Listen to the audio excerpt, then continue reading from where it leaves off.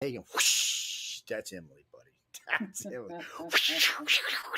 It's like one of them Tasmanian devils. I'm telling you, y'all just don't know. No, it's great to watch them, and I would film them, but they would never let me put it up. So no, they wouldn't. No, because there's too many things that there's just secrets that you need to know when you're there. Well, maybe secret's the wrong word, but there's things that you need to know when you win and get there. It would be a better way of saying it. Well, if you ever notice when I talk about the classes, I only talk about so much because really, the rest of it you need to win and be there. I Yeah. love talking about the 24-hour book. I can't help myself because that shit is just too funny, man.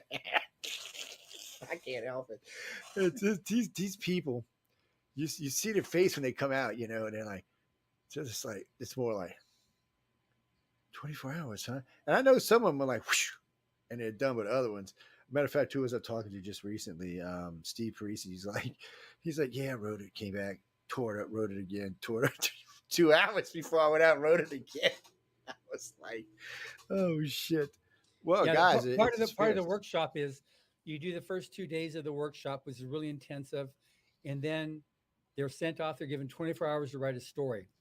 And part of the beginning workshop is they're given 3 basic prompts. One is Tim Powers walks around with a bag and gives them each just a total simple item. Like here's a marble, here's a broken compass, here's that type of thing, and then uh, they're they used to go out in the street and meet a stranger. That's not done now since the pandemic. So they meet each other and just get to know each other. And then the third thing is they learn how to research. They used to go to a library. That might go back into again now that we're getting on the other side of the pandemic.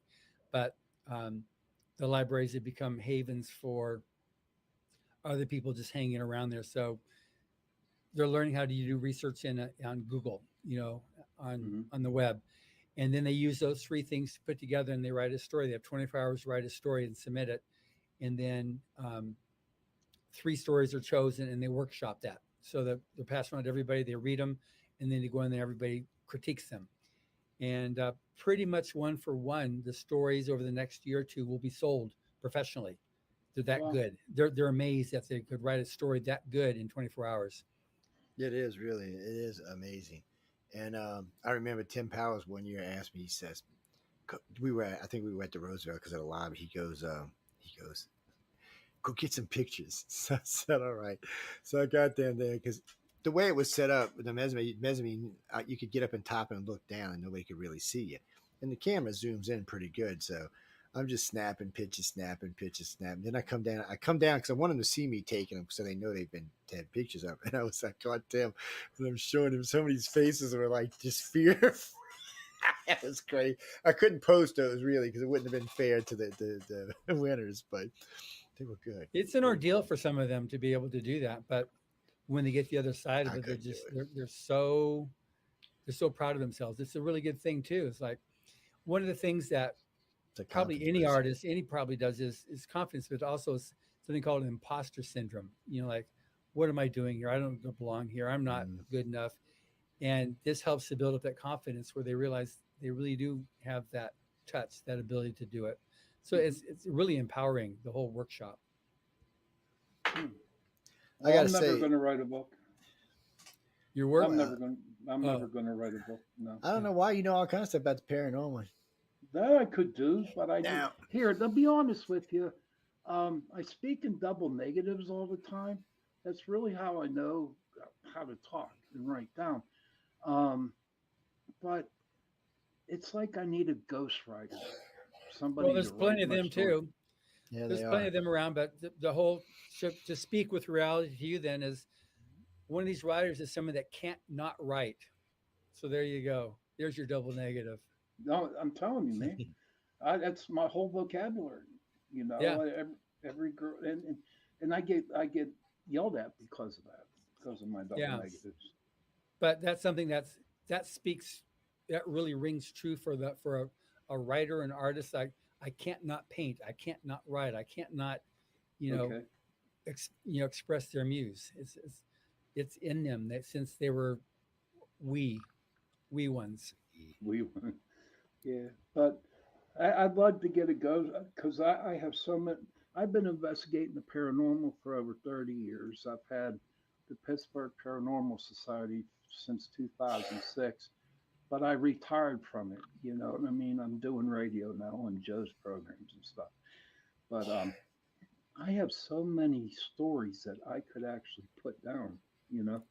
It'd And be easy. It'd be easy to get you somebody that could ghostwrite it for you Yeah, okay, there's some if good you're ones out there interested. too. Yeah, It's, are they I was, yeah. expensive? Are they expensive?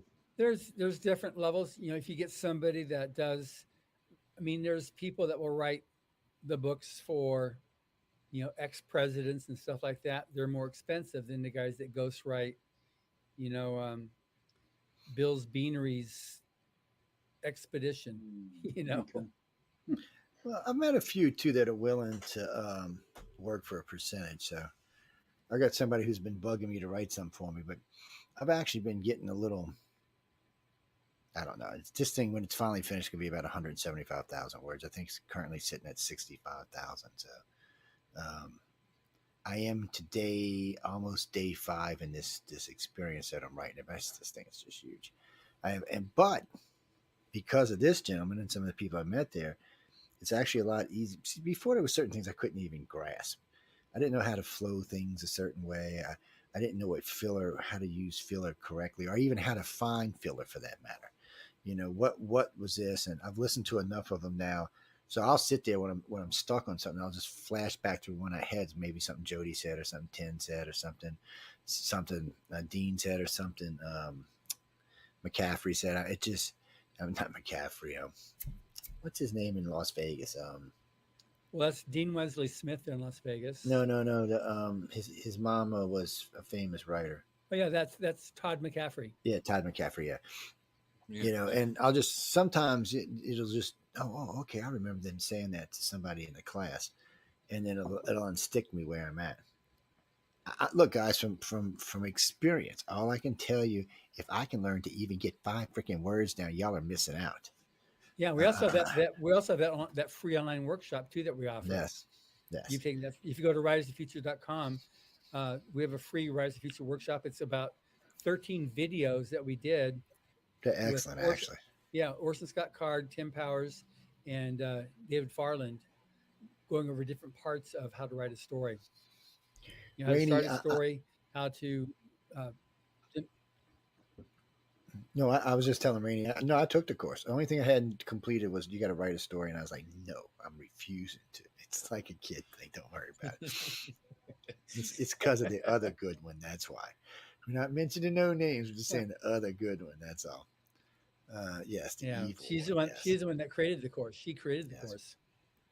It's we're talking about Emily Goodman, guys. So in case y'all didn't know, VP over at We got over 7,000 people in that course. So Wow. Yeah. well, no, I mean if y'all, all right, people, if y'all happen to see John walking around wherever, he is approachable. Just don't. I know he looks like a rock star to y'all, but just don't get stupid. No, because he's a busy man. He's there. He's actually working. Yes, it's not so much a vacation; it's more of a work trip. So I'm sure he wouldn't mind somebody saying hi to him. No, I'm No, I sure. love that. If you see him somewhere, just he's there going to be. No, they're there working. That's all it is to it. Especially if you can take them to the best fish and chips place. Exactly. If you can recommend a good fish and chips place, I look Yes. forward to meeting you. Yes. Yes. I Find the wonder greasy where. ones. I wonder where Atreides is. Oh, I'm going to find Atreides. This guy he's a chef. Frank Well, he Herbert? was a chef. No, he's this guy Atreides was a chef in London. Oh, I thought you were talking about the book Atreides by Frank Herbert. No, he's oh, I know. This guy was a fabulous cook, and he was working at some of the top restaurants in London. I wonder, but he said his favorite dish was fish and chips. He'd go home and make some greasy ass fish and chips. He's telling me Yes. about that. That's the way to go, dude.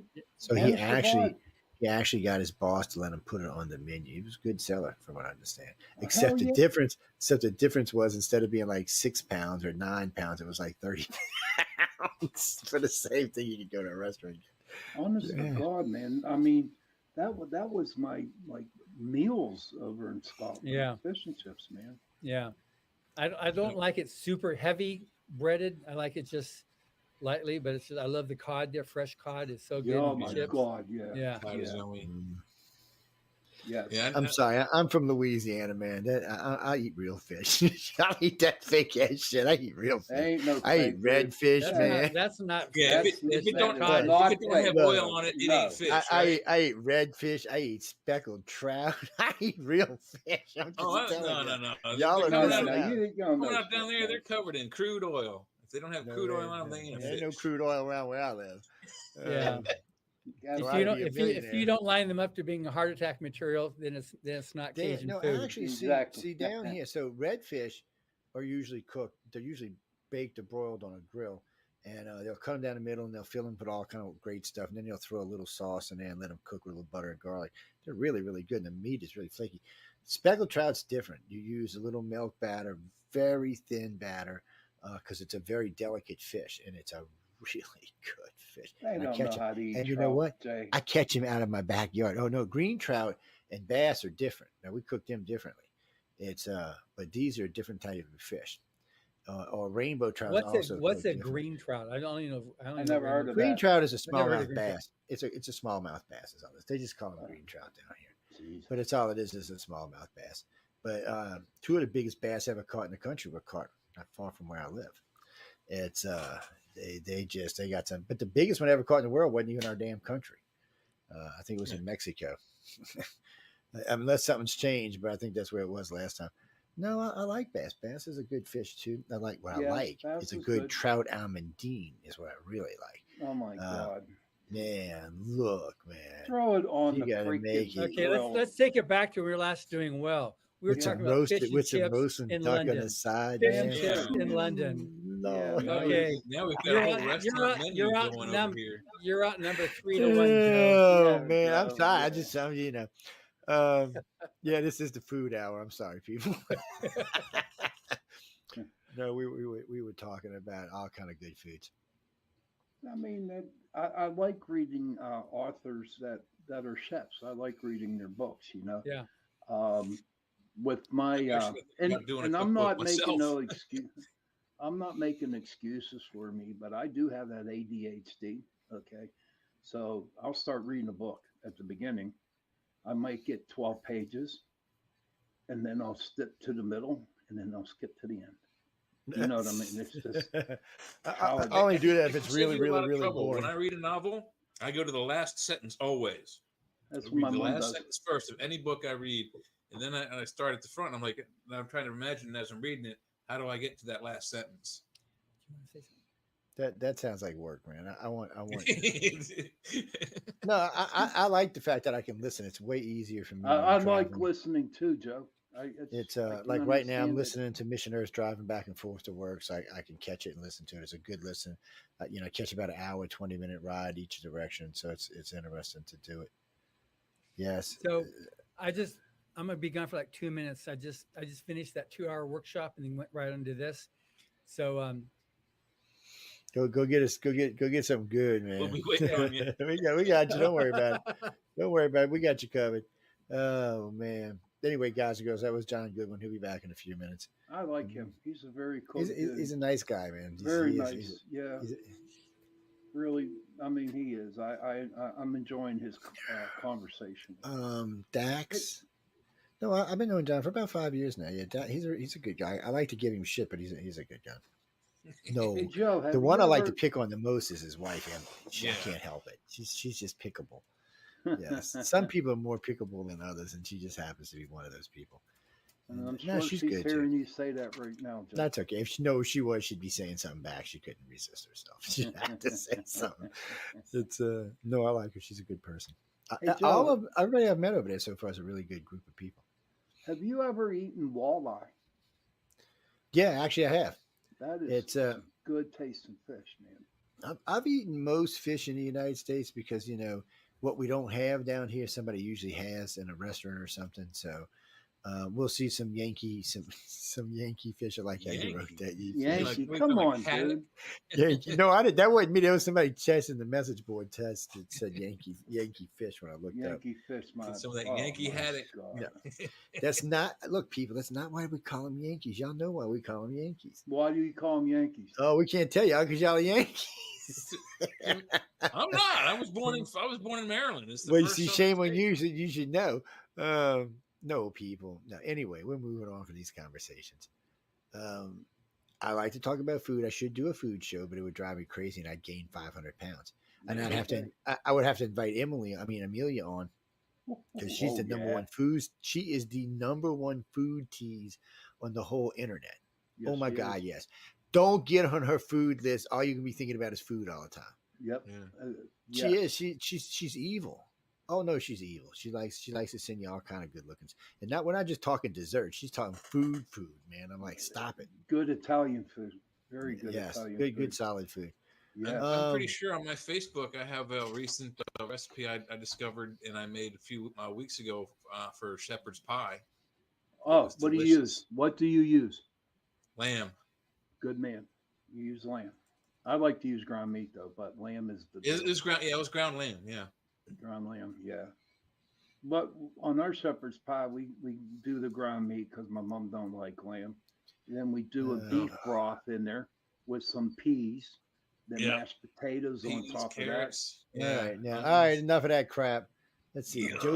Joe Biden stumbles through pre-written note cards as he forgets the Pacific. What he forgot the Pacific.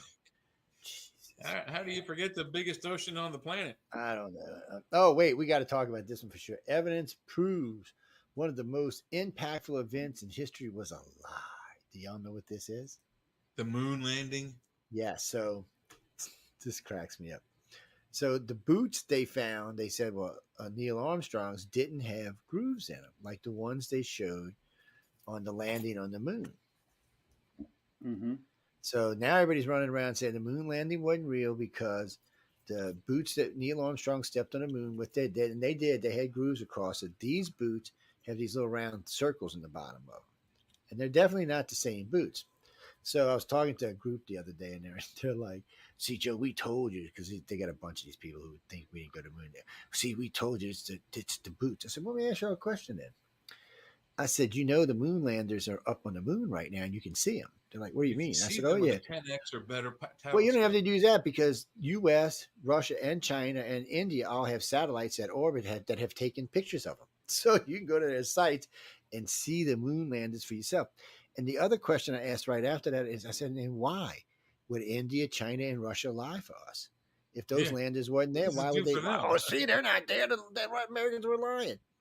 I said, more than likely, some stupid person at NASA put the wrong boots there. I said, that's probably more like the truth. I said, but hey, you can believe whatever you want. We live in a free country. Feel free. I hate people like that. Holy shit. Holy crap. Well, John is actually Neil Armstrong. He's just being reincarnated. Y'all didn't know that, did y'all? See, I know stuff. Then why isn't it called Apollo Press? Yeah. There we go. There we go. You're onto something now. Let's see. That's a good one, Filipina refugius. I'm saying that wrong, I'm sure. Refugius. Okay, close enough. I'll be back. Okay. Who oh, okay. No, we ain't going there. Sorry, you can't ask that question. Go to another one. Did you see that article I sent you about the moon? Oh, which one? No, I don't know. Did I? They finally came to a conclusion of what the center. Oh, of the moon yeah, is. I did. I did see it. Yeah. We didn't already know. But I did like how it started out with green cheese. I thought that was good. Yeah, it's classic buffoonery right there. No, he's gonna be in Frankfurt, styling around. He always looks good when he's walking around, taking care of business. Oh, I don't know. You gonna be doing any panels while you're in Frankfurt? No, I've got. I'll be attending some. I'm doing that to just learn more about what's happening. Publishing's changing a lot right now, especially with AI. Yeah. So I'll be attending panels and just trying to learn stuff. And I've got a lot of meetings. I'm just trying to keep up with what's happening on international scene and with the pandemic happening, a lot of lines things change. You know, people Yeah, change on position, so I just need to make new relationships. it's a good time to be doing it. Yeah. Uh, that was funny, Steph. Steph said you're not worried about being nuked while you're in UK. You know, Medvedev said he was going to nuke London, so you better be careful while you're over there. It's no, he actually said he would nuke London if the Brits put ground boots on the ground in the Ukraine, and the prime minister said they're putting boots on the ground in the Ukraine. So no, not to fight, to train. Yes, but Medvedev said they would use special tactical nuke against the ones in the Ukraine and a special tactical nuke on London if they did it. I don't believe he will, but I didn't hear That would Putin say that. So that we would got to make ruin sure my fish John's and safe. chips. That's not okay. Yeah, I no, that's know. not cool. It's No, it's not cool. If somebody messes with my fish and chips, I'll be pissed. That's You not know, okay. well, you yeah, can hijack it to Ireland and get some shepherd's pie. yes. No, I went fish and chips in UK in London. Uh, Period. actually, y'all stop Both are talking about yummy food. Y'all though. making me damn hungry now. I'm gonna have to go find something to eat while we live. You It's started it talking about yeah, KFC but we earlier. What supposed to did have you do? moved on for that now. Who is And this? for anybody that doesn't know, we're in Writers of the Future. We're starting year 41 now. So we won entries for the writers and the illustrator contest. So you submit your stories or your art. What do you mean? What you mean? Ooh, excuse me. Y'all want to know what my favorite story is in each one of these and my favorite artwork? No, that would take half the show, or what's left of the show. Actually, no, because well, okay. So this one, this one, this one, and this one, and this one. I have been there when they did these books. I mean, I was part of what was going on there. These actually, John had given me, I think, all the way to, well, I bought some and he gave me some. So anyway, it was to book 26. And that's as far as I've gotten backwards on them. Now, I'm going to tell you a little secret. The quality of the writing is about the same. And what I mean by that is it's PG 13. Yep. So the stories, you're not going to hear, you're not going to read nasty language. There's not going to be nasty sex. There's not going to be blowing up guts and killing all over the place. But yet the stories, and I promise you this, the stories will still be entertaining. And actually, for me, it was kind of a flashback to when I was a kid and I was watching all them TV shows my mom used to watch out of the 40s and 50s that were just, or even some of the ones that when I was growing up, like the Cleavers and shit, there was just, there was a sense of humor there that didn't involve anything bad or nasty. And these embody the same thing. It's one of the things I like. It's one of the things I like about them is that's how they do, because that's risque, keeping yourself to just this type of story, especially when you go to sell them on open market. And they seem to do well. I mean, the stories are good. You're going to enjoy the story. I guarantee you. And it's more than that. So like this set we were talking, it's 159 stories, separate individual stories. You 10 don't think you're volumes. not going to, yeah, you don't think you're not going to like one of them? I guarantee you can like far more than one of them. Yeah. And what's nice about this is it's multiple genres. So now I'm gonna let John take you down the genre thing, but so in this 10 volume set we got up here, how many genres do you think this represents? It's the overall umbrella is called speculative fiction. So that starts off with science fiction, fantasy, but that breaks down into epic fantasy, humorous fantasy. You've got pulp fiction. You've got. I guess I just finished going a whole thing on this where people ask, "What can you submit?" And so with the fantasy, epic science you've fiction, got all of it. yeah, it's like the whole hard science fiction, light science fiction. You've got humorous science fiction and fantasy. The steampunk, which was a big thing maybe 10 years ago, it started maybe half a dozen years before that with Rise of the Future. That's the stories were being submitted, and then it became, so it tends to, because these aren't known authors, but they're the who the judges select as the best new writers, best new voices of science fiction and fantasy. You'll usually see as they build their careers 5 or 6 years later, that will be what you'll start reading in bookstores, what you'll find in bookstores, what these guys started off with. So it's pretty cool how that works like that. But it's basically it's anything that's creative. You got storylines. You got man meaning the broad term man versus man versus machine, man versus the environment. Yeah. That you can then build out Monsters. other. So what's it called? I think Jody. I think it was Jody that told me she liked this. Or was it somebody else? Now I can't remember. But anyway, when you're doing like right now or barely in the future, it's like it's oh hell, I Well, can't remember. well, you got near future science fiction, and that's like a lot of mainstream writers will write near future science fiction, but they 'Cause I won't call think it that's my science fiction. favorite. That's um, like the Andromeda strain that was written as like near future. It didn't Hmm. happen. Who was the military? I just went blank on his name. He wrote the um, he Well, got endorsed by President. Um, what's that? No. Um, he died several years ago, but he wrote stuff about military fiction. But it was science fiction. It was all using technology that wasn't out there, but being developed. So that's all science fiction, but they'll call it mainstream.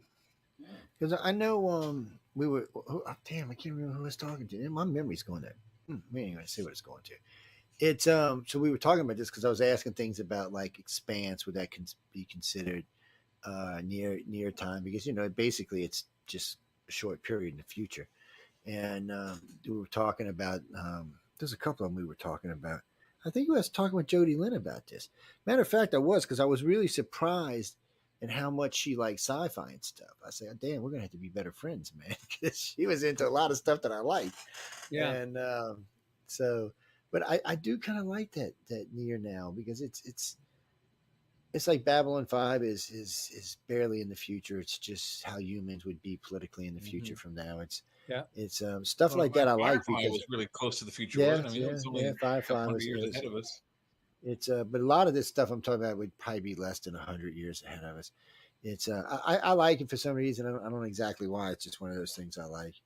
It's what do you mean? What are you talking about, Carolyn? Reading what? No, I'm not reading. Look, I got to read enough schematic and stuff for work. I don't want to read anything that's going to make my brain go back and forth. I'd rather hear it, and then at least it can find its place where it needs to go. Well, it's like listening to listening to Mission Earth. There's a lot of stuff in this. I mean, there's a lot of. I mean, to where I'm at right now, I don't know. I was listening to the actor list yesterday morning. There's a lot of actors. There's a lot of sound effect, a lot of actors, a lot of good acting going on in there. So there's a lot of stuff going on. There's a lot of subtle stuff going on that you have to pay attention to. There's just little things here. Like I'm not sure about his girlfriend yet. I'm Who still iffy. Jetto's girlfriend? No, no, Countess Crack? not Oh, Countess Crack. What's his name's girlfriend? Sultan Greece's girlfriend, oh. or whatever she is. And people, the guy. Never mind. We're not going to go there. But anyway, he got enhanced, and we'll leave it at that. I'm telling you, this last book should be the last half of the book should be porn. I'm just telling y'all. It's it was a lot of it was funny as hell. I'm not going to lie. It's It's some of very the stuff funny. that you go through. Yeah. It's so far it's been really good. Like I said, the first book's a little slow because they got to kind of you got to get to kind of know who the hell Salt and Grease is, because you need to know who this freaky guy is, and then of course you got to know who Jet is and stuff like that. But anyway, all of They that will. stuff you'll find. Yeah, you'll get to learn They'll who get all that. those people are. Yes. But anyway, right now they were in some of them New York, some of them in Turkey, but and see they move around all over our planet, and it doesn't start on our planet; it starts somewhere else, and then they come to our planet. Because And that Mission just Earth is a mission to keep Earth from destroying yes, itself. It's so satire. So yeah, it's being controlled by this. They just can't believe that a planet would allow itself be controlled by one person. And it's in the book. It's a guy named Rocket Center, yes, and and he plays closely to a lot of, I guess we'll say, famous people. It depends where you want to put the era of this. yeah, Where you're looking, so because it's up to you what age you want to put this in. Was it here? Well, there is one giveaway because they do mention the population of the planet one time. So far, I mean, I'm only, like I said, I'm just starting book 5, so there's just no telling what else is coming up. But so that kind of gives you an idea of what timing this is. And of course, some of the stuff that Salt and Grease kind of gives you an idea, because that shit would not go over today, man. He'd be socially corrected right out of the planet. Oh my God. Anyway, y'all just got to, when you can read the book. Now, we gave away a whole case last year, by the way. We gave away a So lot yeah, of books last year. Yeah, we Yeah. did. But y'all can listen, and ooh, excuse me, we're gonna give away some more this year, but I don't know when it's gonna be available for audio. You'll have to ask the boss about that. But so far, I've been enjoying it, and it's not a short story. This isn't something you can just sit down. I mean, if you read it, you can probably read it pretty quick, maybe. If The you audiobook's 122 hours long. yeah, so yeah, so you got to dedicate yourself to it. I'll Almost be 300 actors. Wow. I'll Is be that just for just volume starting. 39 or is that for all 10? That's for all 10 of the. No, that's Yeah. not those. That's just for the Mission Earth he's talking about. Yeah, For volume 39, we have three voices. We had Jim Meskimen, his wife Tamara Meskimen, and daughter Taylor Meskimen all recorded those three stories. yeah. So this would actually have to be like a trilogy if it ever went to movie world or something. But anyway, I don't want to get into it too much, but because I can only give y'all so much unless you buy the book. But there's a lot going on. I mean, there's just a lot going on. And even when it doesn't feel like there's anything going on, there's still some shit going on. Like I have to say this. So he had two of these little kids' faces made up. Like stars from what the 50s, 40s. Yeah. I was like, come on, really? And then the woman, anyway, y'all gotta read it yourself. Oh man. Anyway, it's fun. It's fun to read. He's constantly bugging people and shit. I mean, not like bugging them, aggravating, putting bugs in him and stuff. So he's watching what's going on. And the general guy spent, I think, the first two books in a whorehouse. So that was interesting in itself. It's Who wrote it's this? Who wrote this? L. Ron Hubbard wrote this, and L. Ron Hubbard. so far, it's been most interesting. Is all I can tell you. I mean, when it released originally the first book released in October 1985, all 10 books were New York Times bestsellers when it came out. Yeah, it's Yeah, it's a he fun was all story. over the TV in the 80s. I mean, every other week there was a new book coming out by him. It Yeah. seemed. He's got a lot of Yeah. good stuff. Yeah. So, well, guys, when the audio tape comes out, I mean, audio tape, no tape anymore, but when the audio comes out, y'all, I'm sure y'all be able to get your hands on it. Yeah. Oh no, when John releases, I'll be promoting it because I'm enjoying the story. I don't know how it ends. I haven't got there yet. And if you read the book, don't tell me. Okay, I don't want to know. It's I've been driving along because I was surprised the other day when he said he was in jail. I was like, wait, what happened here? What did I miss? Yeah. That's how it starts. The whole thing starts where it's his confession that led up to his end up in jail. So that's the beginning of the thing. It's like, this is my confession, and he's writing this for so they don't just immediately kill him, because as you're seeing, he's not a nice person. No, he's not. And then there's times, and I'm sure this is going to happen more often, where they don't think the planet he's on exists. It's just, what is it, Blitzo 3-2 or some shit? Little P3. Yeah, P3. Which is their name for Earth. Yeah. Yes, and then there's other stuff going on, and there's ships coming and going, and so there's just a lot of action in this, and you got to be paying attention. That's why I wanted to talk to that one gal from Afyon, Turkey, because that's where it takes. That's where it's at. Right, and when you said that, or I checked on the internet, it said that that's one of the most reported areas of UFOs is in Turkey. I thought, okay, that was.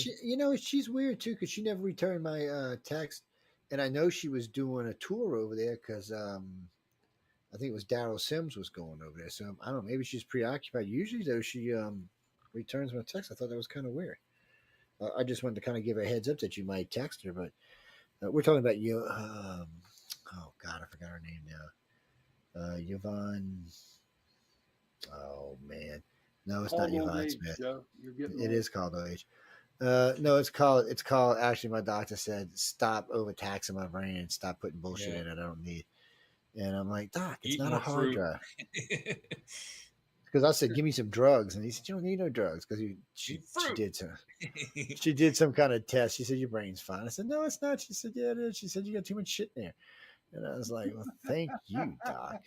There's only that's one. That's just how she said it too. I was like, in those cases, there's only one true test of scientific test that says you have a solid brain. This is the test right here. Yes, I passed. That's right. That's right. I didn't even know that. I'm telling you, Sean. Sean's going to shave his head. I have learned so much from these gentlemen right here. Man. I learned something new. I didn't know this damn thing tells me I got a solid brain and shit. Come on, dude. I mean, Why do you think all the abbots have this part exposed? All this is always bare on bishops and abbots. This is where the smart parts are. That's probably where the aliens shaved my head and It might be when they snapped probing me you. out right there in the front of the head. Yeah. Actually, No, no, I Sally. He's on Monday at 4. Yeah, you can catch him at 4 o'clock on Mondays. I mean, Tuesday, everything's archived. Tuesday You at can 8, catch it. buddy. He's on Tuesday at 8. He's on Friday at 7. So it's Friday at 7, Tuesday at 8, Monday at 4, and then wherever the hell I happen to be at when I'm around. Well, I haven't been doing as many shows as I usually have been busy. It's called making a living, people. If y'all been donate more money to the station, I wouldn't have to do all this other stuff. I'm just saying, man. Be sure y'all go out and get one of these. I'd like y'all to buy a couple of these. They're nice and make great Christmas presents, Indeed. especially if you've got kids. See, I remember when I was a kid, my mom used to bring home sets like these. God knows, there'd be all kind of stories in them and stuff.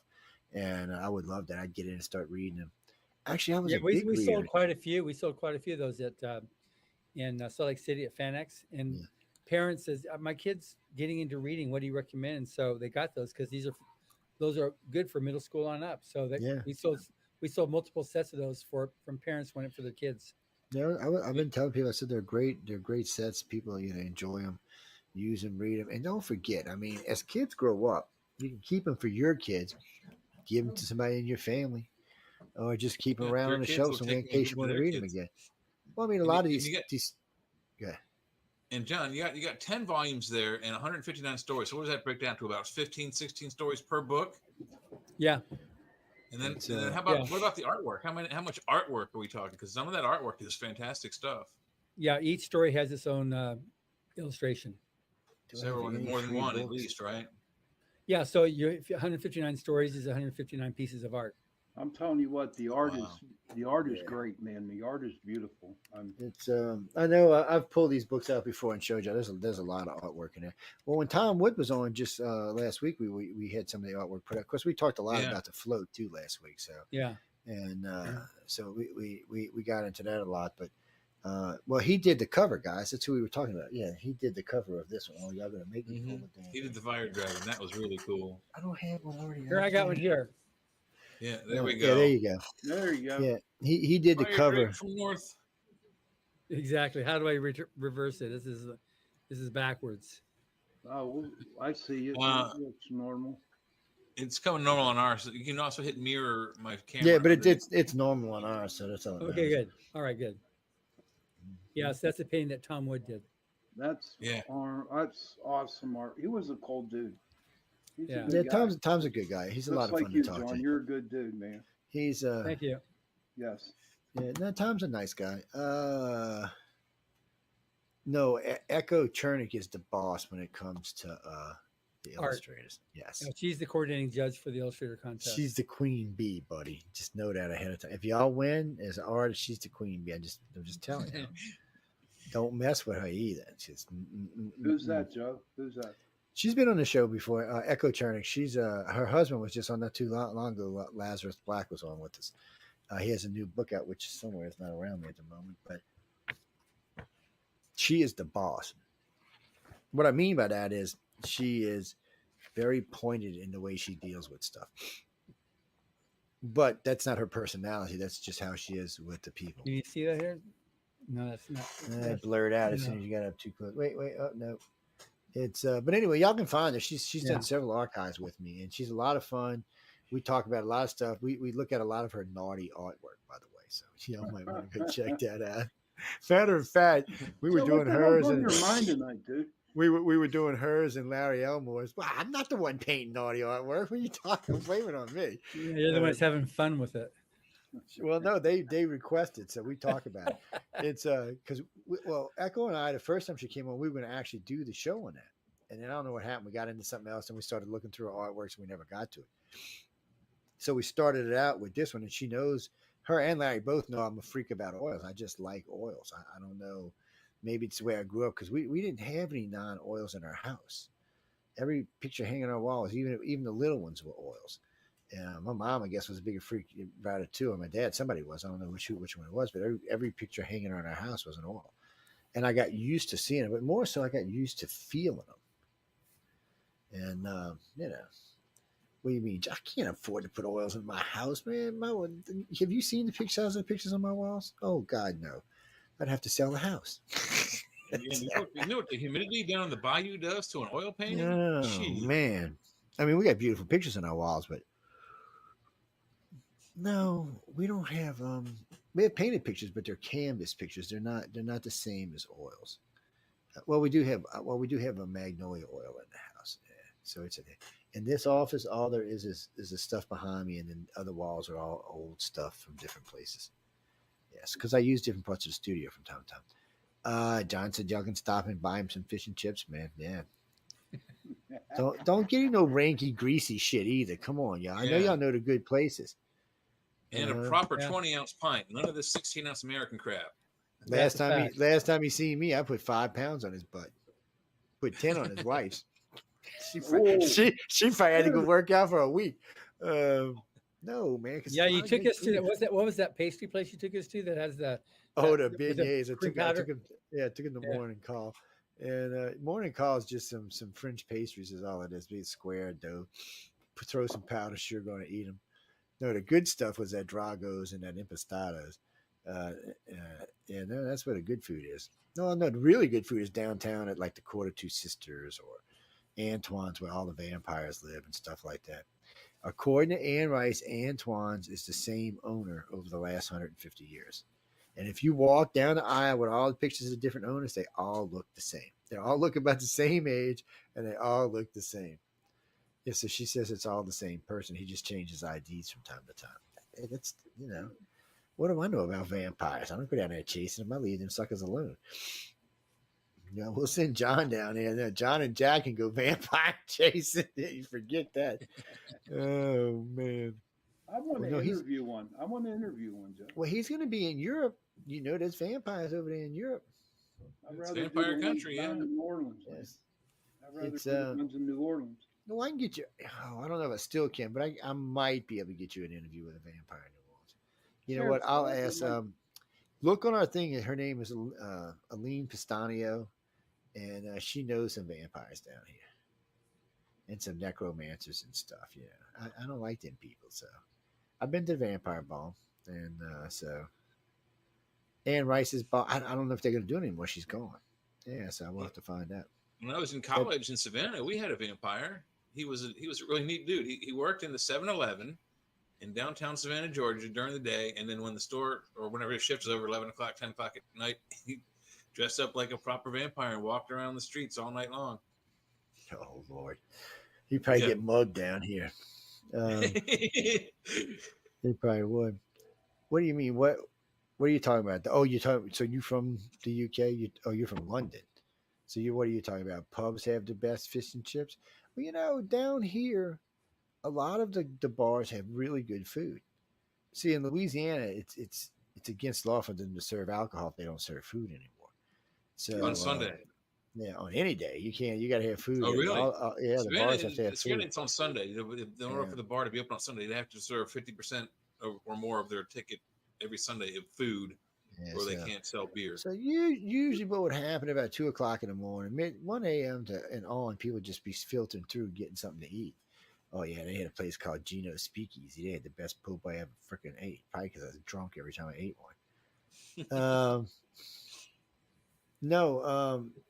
If anybody knows a place by I'll be around Piccadilly Station area. So if anybody knows a good fish and chips place, because I'm scheduling some meetings, and if anybody knows any good there, let me know. There you go. Oh, I didn't even realize what I typed up there. Happy, crazy Canadian Thanksgiving. Oh, I hate autocorrect. Thanksgiving. Yeah, I saw that earlier. I was like, what I the hate hell? autocorrect. I really do hate autocorrect. That's why I hate it. You mean what I'm writing? Oh no, I'm writing something about something that went on in Gulf Breeze, Florida. Jesus, 40 years ago. Mm-hmm. I'll finish it eventually because I want to torture his wife. That's why I'll finish it eventually. It's Now, John, whenever you see books that are in bookstores, right? Yeah. And you say, I know that guy, or you know what I mean?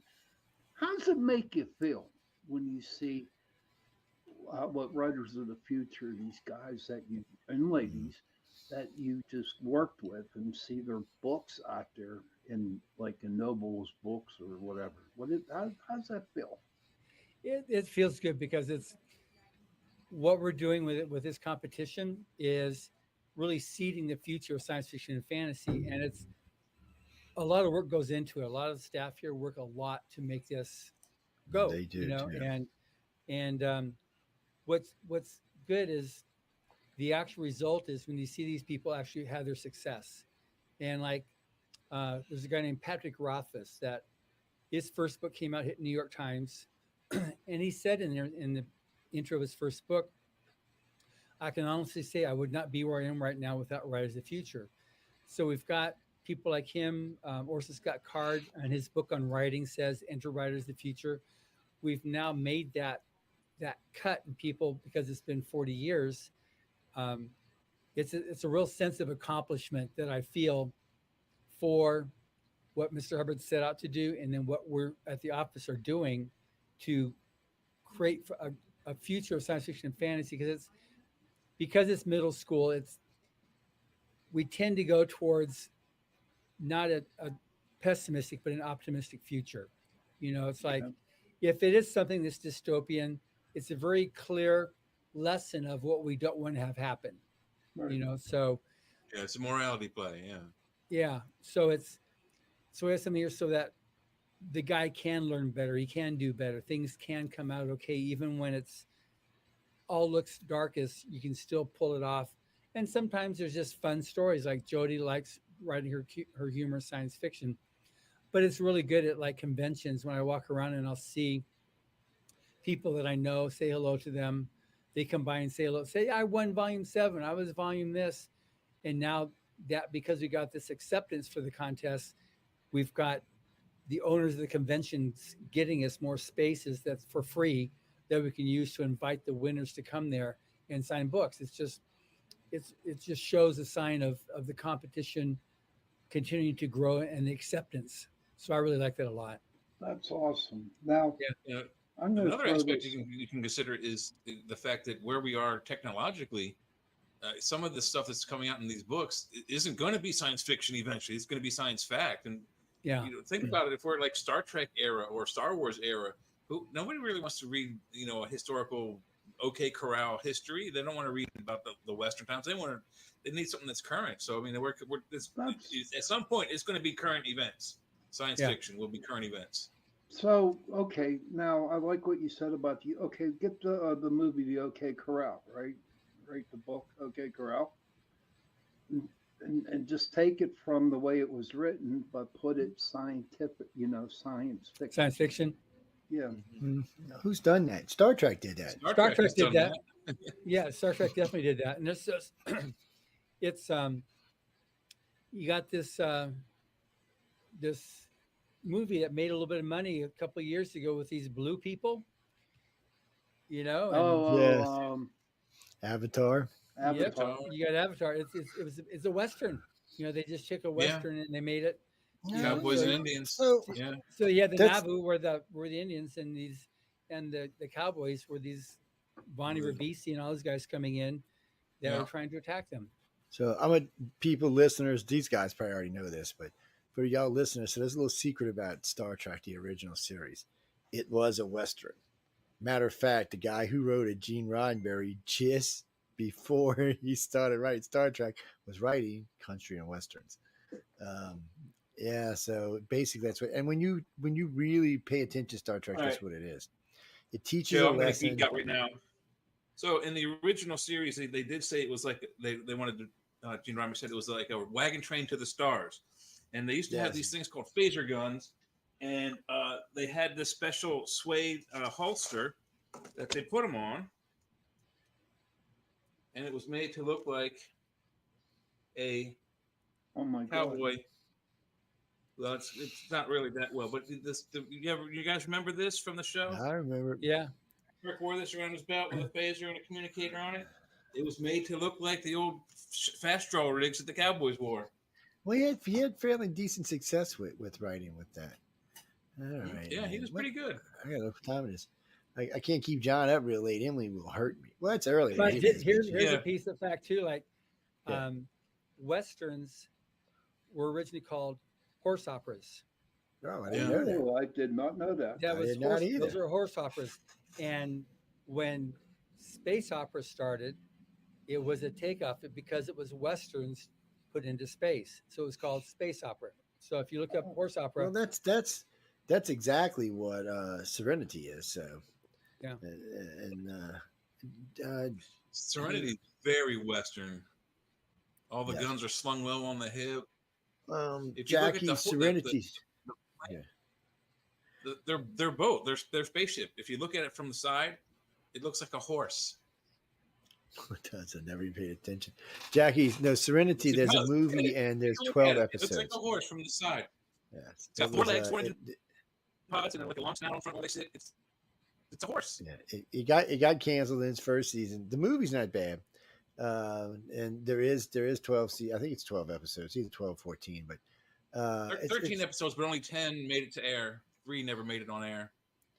so you can go watch them and check them out. It's a fun. Matter of fact, the guy who went into Newcastle was his next series and did really well with it. So, Nathan Fillion. So he did well with it. And yes, it's Quantum Leap, so we can put John in Quantum Leap. I think John would make a better actor than the guy that got in it now. Jesus, this guy he's all right. Well, you're Well, making he's some not good old brownie enough for the points there, part. dude. Well, no, he's not old enough for the part. He just He's needs going to to put be. you in the penthouse next time you go out there for the party. Yes, no, he's rough on me, people. He treats me harsh when I'm out there. Y'all just don't know. Ah, hell no, man. He makes me work and shit. poor guy. No, I'm not the one that does that. That's No, I know it's not him either. The last time it was time before last it was Sarah, and then Sarah again, and then I can't think of his name right now. And he put me to work, and then I got to watch him leave, but she'll put your ass to work too. And well, they workaholics. That's why. Oh yeah, the whole bunch of them are. If you win and you get out there, you'll find it. Unless you're like a Hollywood star and you attend, then you need to write to Mr. Goodwin. That's a whole different thing. But the other way you're getting out of there is to win. They got a good group of people. Everybody I've worked with or talked to over there is good people. Well, it doesn't matter which group they're out of. They're just good people. Plus, so far I've asked a lot of impertinent questions, and nobody from the group that works. I'm talking about the people who work, not the winners, not the judges. So far, none of them have backed down from a question. And I can be a pain in the ass sometimes when I ask questions. Janice, no, I ask them hard questions. I don't have to now because I harassed them the first 2 years, but I'm just saying I've done a lot of investigation work in my time, and usually when I walk into something like this and I start asking questions off the cuff, out of the blue, something you're not expecting, most people will hem and haw or pause. It'll be like, I'll say, well, how old are you? And they're like, well, now you notice is a question that should come right out of their mouth because it's simple. How old are you? You should be saying I'm 35. But that's not how it is. So in this case, it didn't matter what I asked, whether it was with Galaxy Press or Arthur Services, they answered the question, and they weren't being coached. Nobody was around with them. No, nobody was chaperoning or anything like that. Because I just walk up, poor Maliva. I just walk up in the middle of them and just start asking questions.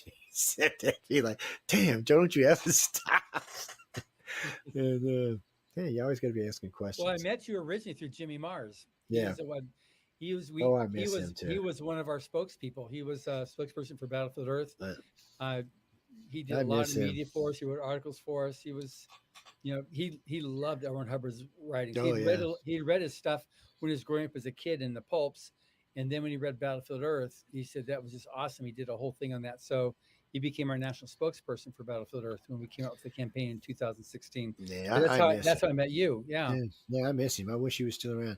Yeah. Chrissy's talking about Jim Mars. He said Jimmy, yeah. So, but yeah, it's Jim Mars is who he's talking about. The renowned ufologist, yes. Jim Mars was great. Jim Mars was just not a ufologist. Him and I talked politics.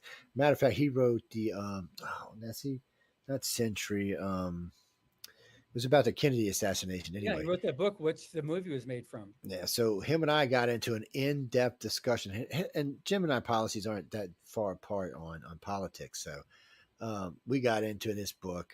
I mean, we got into this, and this was insane how much information was in here.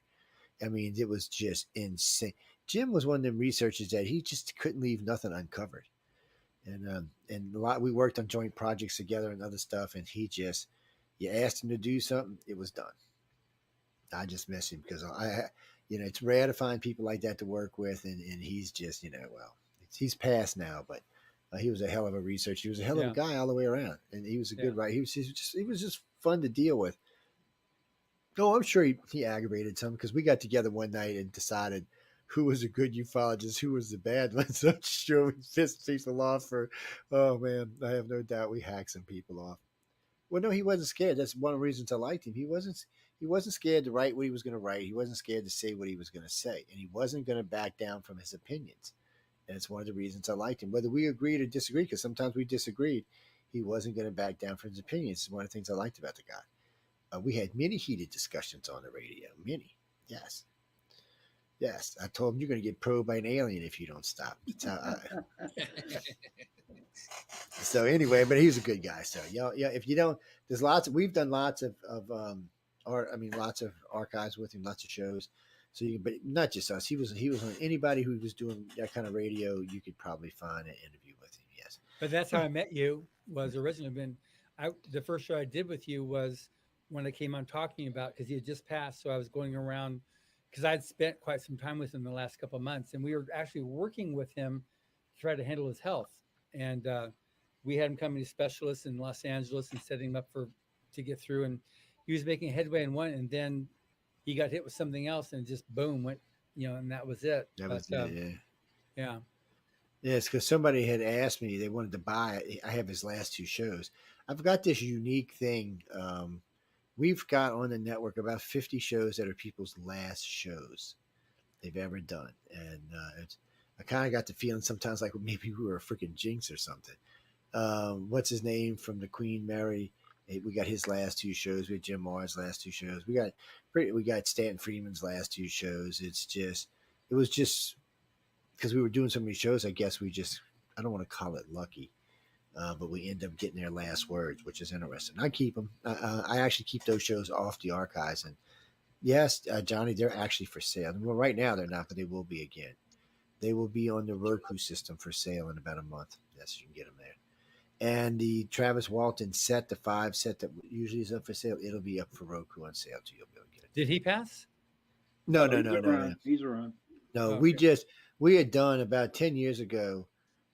Somehow or another, he got booked across 5 really good hosts, and some of the really good ufologist hosts. And I don't know how it happened. So we had a meeting to discuss to make sure none of us asked him any question that he'd been asked before, and no questions that we were asking in the interview. So I did the last interview to make it fair to the other 4 hosts because I was going to find questions anyway. And those were really good shows. I mean, he was floored. I mean, no one had talked to him like that before. No one had asked those kind of questions. He didn't know what to think. I mean, when we got in the last interview and I said, did you know there was somebody else in the mountain with you that night? Did you ever stop and think they were actually looking for you? It wasn't an accident. He like to fell out the freaking chair. He didn't even know how to deal with it. He was kind of like, and we got into some in-depth stuff, and he was like, because we found out there was an FBI agent on the hill that night when all this happened. And then when I started asking him questions about, when you seen the 2 people in the suit, were they telepathic or were they speaking? He said they were speaking. And I asked him a couple of more questions. I said, that sounds like somebody from the CDC doing cleanup control, seeing if there's any contaminants or anything like that. And he said he got the distinct feeling that's what it was. So, and remember, people, if you've watched the movie Find the Sky, only about 40% of the movie is accurate. Yes, the rest of it's not. So Yeah, and he you goes know to what short was name. something about that movie with him was that he really didn't like the way it was, no, he didn't. filmed. He hated it because Yeah, but there was nothing he could do about it. That's what happens when you sell your rights to movies and stuff. They wanted to make it exciting, so they added in stuff that wouldn't be there. John was Yeah, we in actually that one talked about too. this on Sean's show the other night. Yes, Yep. I know. Yeah, no, Janine John was in the movie. Yes, he was the guy dragging him down the hallway. The thing with the big alien head and shit. That was him. Sure. Yes. Yeah. Well, what is a costume? All right, maybe it was Emily, but still. No,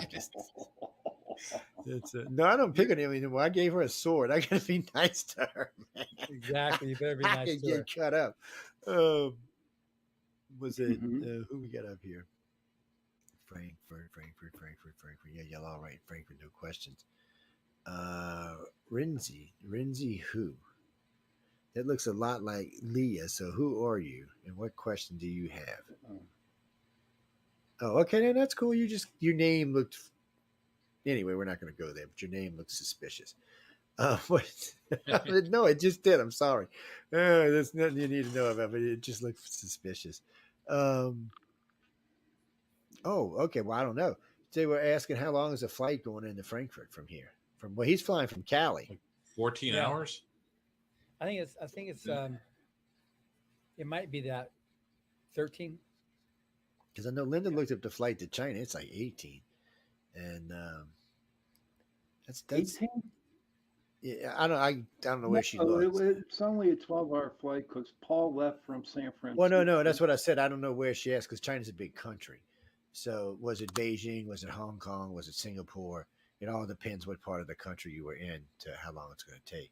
Yeah, it's like the U.S. I mean, it's what 6 hours, 4 hours across our country. So it depends where you're at when you fly. Hey, Emily. Um, no, what do you mean a mug?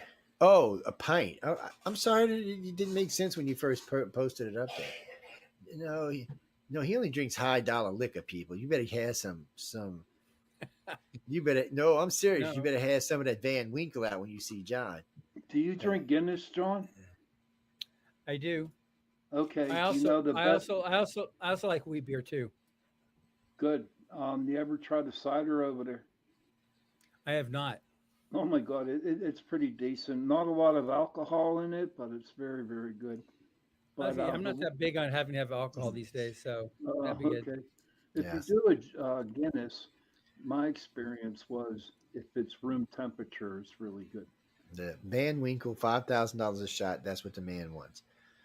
I'm gonna get these people trained. Yeah, John. It takes a little effort. Takes a little effort. And Sean, It's on the it's Guinness He said he would like a manicure while he's waiting on his shot too. on the Guinness front, Sean, that room temperature advice is really relative because in a I like pub in Kentucky bourbon. Ireland, the room temperature of the pub is probably like 32 degrees. No, So, to me, that's why drinking everyone wears those really Oh, thick shit. sweaters. Okay, I we're don't So, gonna know leave what that room part of temperature. Ireland different you're animal in, but altogether over there. my people are from down south in Galway and shit, so Yeah. it's kind of one down there, right? It's Not up on the northern part of freaking Ireland. actually no, guys. I'm on this whatchamacallit kick, this whiskey sour kick. Yes, Joe, that girl in was Atlanta who made that one for me. That is the best whiskey sour I've ever had. I Joe. wish I could get how she Whiskey made that. Sours was back in the '70s, my friend. I like whiskey sour. I can do what the hell I want. The key is in the pricking the white whiskey and making your own simple syrup. Well, If okay, so someone makes I hate simple to get syrup into this before you subject. try it, it's too sweet, then you have to make your own. Well, I don't know. I've had several. I had a couple when I was out in L.A. One was for $50. I like to had a heart attack. Then somehow I got it for free, so we're not going to go there. Tom and them were with me; they were laughing their asses. And anyway, I don't know. People know. So all right, real fast. So I'm sitting there. We were at the Roosevelt. We went to go see. We walked in, and there was a burlesque show going on. So we stopped. I'm with a bunch of illustrator judges. Of course, they're going to stop and look. I mean, there's no doubt. So we stop and look, and so I ordered a drink. I said, I want a whiskey sour. She comes by. She says $50. I set my card down on the bar. And I said, I really feel like I should get something extra with this drink. I didn't say anything bad or nasty. And the Echo liked to Peter, so she was laughing so hard. Anyway, I said, okay, well, it's right there when you're ready for it. And then it sat there for like 20 minutes while we were watching. So I picked it up, put it back in my pocket. Never charged me for it. And it was a good drink. But the one in Atlanta, I don't know how this girl made it, because the other girl made me when it was nasty compared to the one the blackhead chick made. It was just good. I mean, it wasn't too sweet, it wasn't too sour. It had some kind of red shit in it, which I thought was grenadine or something, but it was good. And I hope I can find some more like that. And that's a good drink. And no, I don't want the big round ice cubes or the big square ice cubes. I want regular freaking ice cubes, people. Damn. That's John's fault too. Everything's being blamed on John tonight. Yes. Well, as Um, long as they enter the contest, I'm fine. I'll take all the that's right. blame. Just enter the contest. Enter and win. Don't just Yes, enter, Yeah, win. just enter. Can't win if Um, you don't enter. that's no, a fact. so we went through this a couple of weeks ago. I forgot who was on. There's nothing. There's no way I can help you. I'm sorry. There's nothing I can do for you. It's not like I can go up and bribe anybody or anything like that. No, it's not going to happen. Now, can anybody come off the street, John, and just sit down and somehow, is there, say like me, if I decided to go to the Writers of the Future convention, is there anything for me to do there while you're working with the other artists and No, illustrators? no, it's a closed event, and even now, even more so with we've got the biggest names like said in science fiction and fantasy that are there as judges. So Yes, they we're, are. we're always really good with security.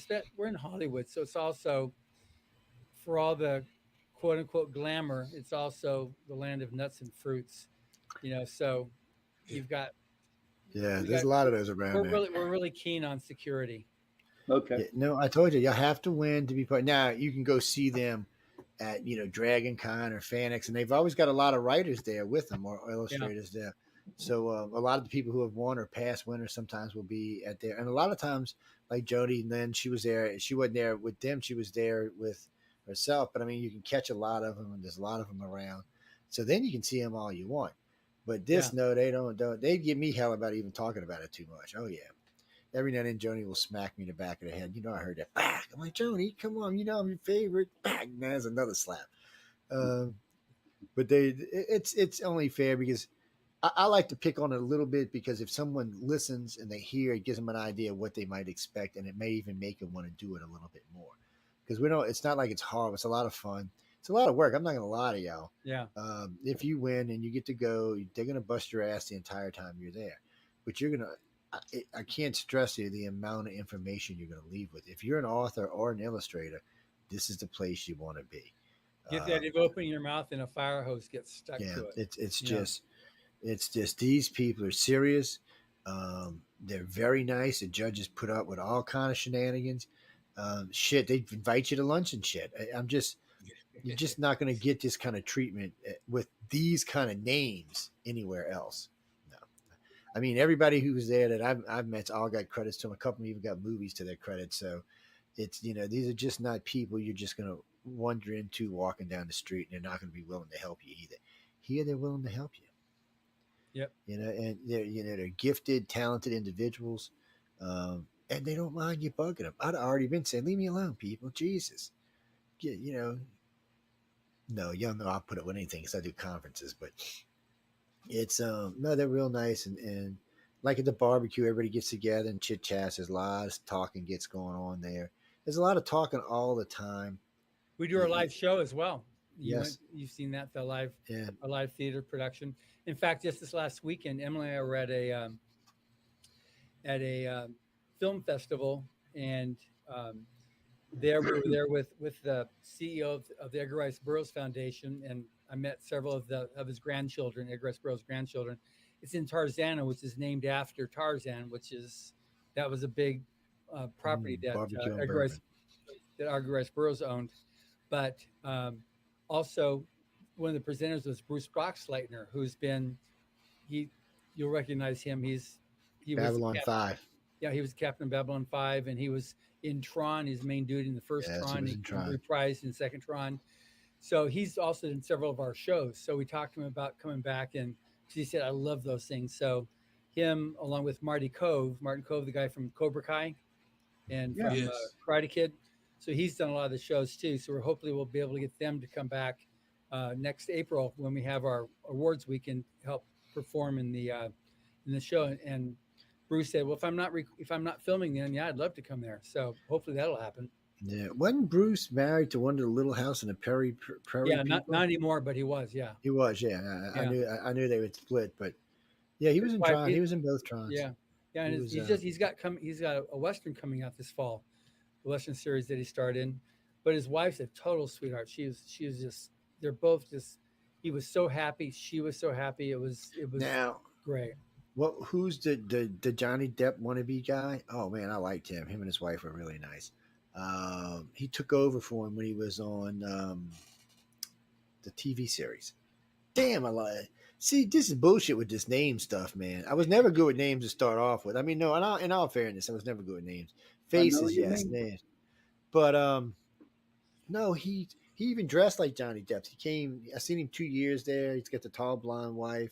He took over for Johnny Depp when he left. What was it? 90210, whatever the hell series it was. 21 Jump Street, probably. Yeah, he you Was that introduced one me of the to him. Deloises? John's the one that introduced me to him. It's I Is can't it one I of the can't remember DeLuise his name. boys? Dom Yeah, DeLuise's it's, sons? But he looked just like Johnny Depp. I mean, he looked just no, like him. no, he don't look like Johnny Depp. No. Oh no, the guy he introduced me to looked just like him. He was all decked out like him when he came to the gala event. Because I kind of when I first caught him getting out the limo, I said, "Is that Johnny?" And I was like, "Nah," and I said, "Well, that's not Amber Turd." So No, in the couldn't resist having to 90s, say it. in the 90s in our college, I I looked like just Johnny say it. Depp because I was starving, skinny, and drunk. Oh man, I remember those days. And you too. had hair too, right? And I had a lot. I had a lot of hair back then. No, yes, I remember them skinny days. That was a long time ago. So What we're not gonna talk about that. I'm at 255 right now. So Whoa. I got It's, weighed at 195 at the urgent care the other day. That was wonderful. 289 here. What was that? 289. I'd gotten up to 270, and then I said, "The hell with this, man! I got to get some weight off of me."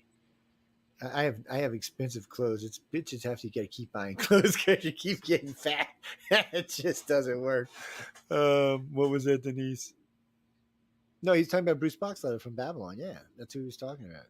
Bruce, I ran into Bruce at 2 different conferences. He was really nice both times. I mean, I didn't like hero worship. I am a big fan of Babylon, but I didn't hero worship. I'm a fan of Tron too, but it's I liked Babylon because it was more like how we're going to be in the future. It's matter of fact pretty close to how we're going to treat aliens and shit. It's going to be anyway. We're not going to go there. It's a whole nother show, but we were just talking about. I like near future science fiction. I just do it. It gives me a sense of what might be coming in near time. You know, like when I was used to watch stuff as a kid, there was a lot of stuff that has actually come to be now. It's stuff, technologies we use, stuff we got. I mean, yes, we're missing like flying cars, and my George Jetson car is still not here, and I'm still pissed about that. But other things have come to pass.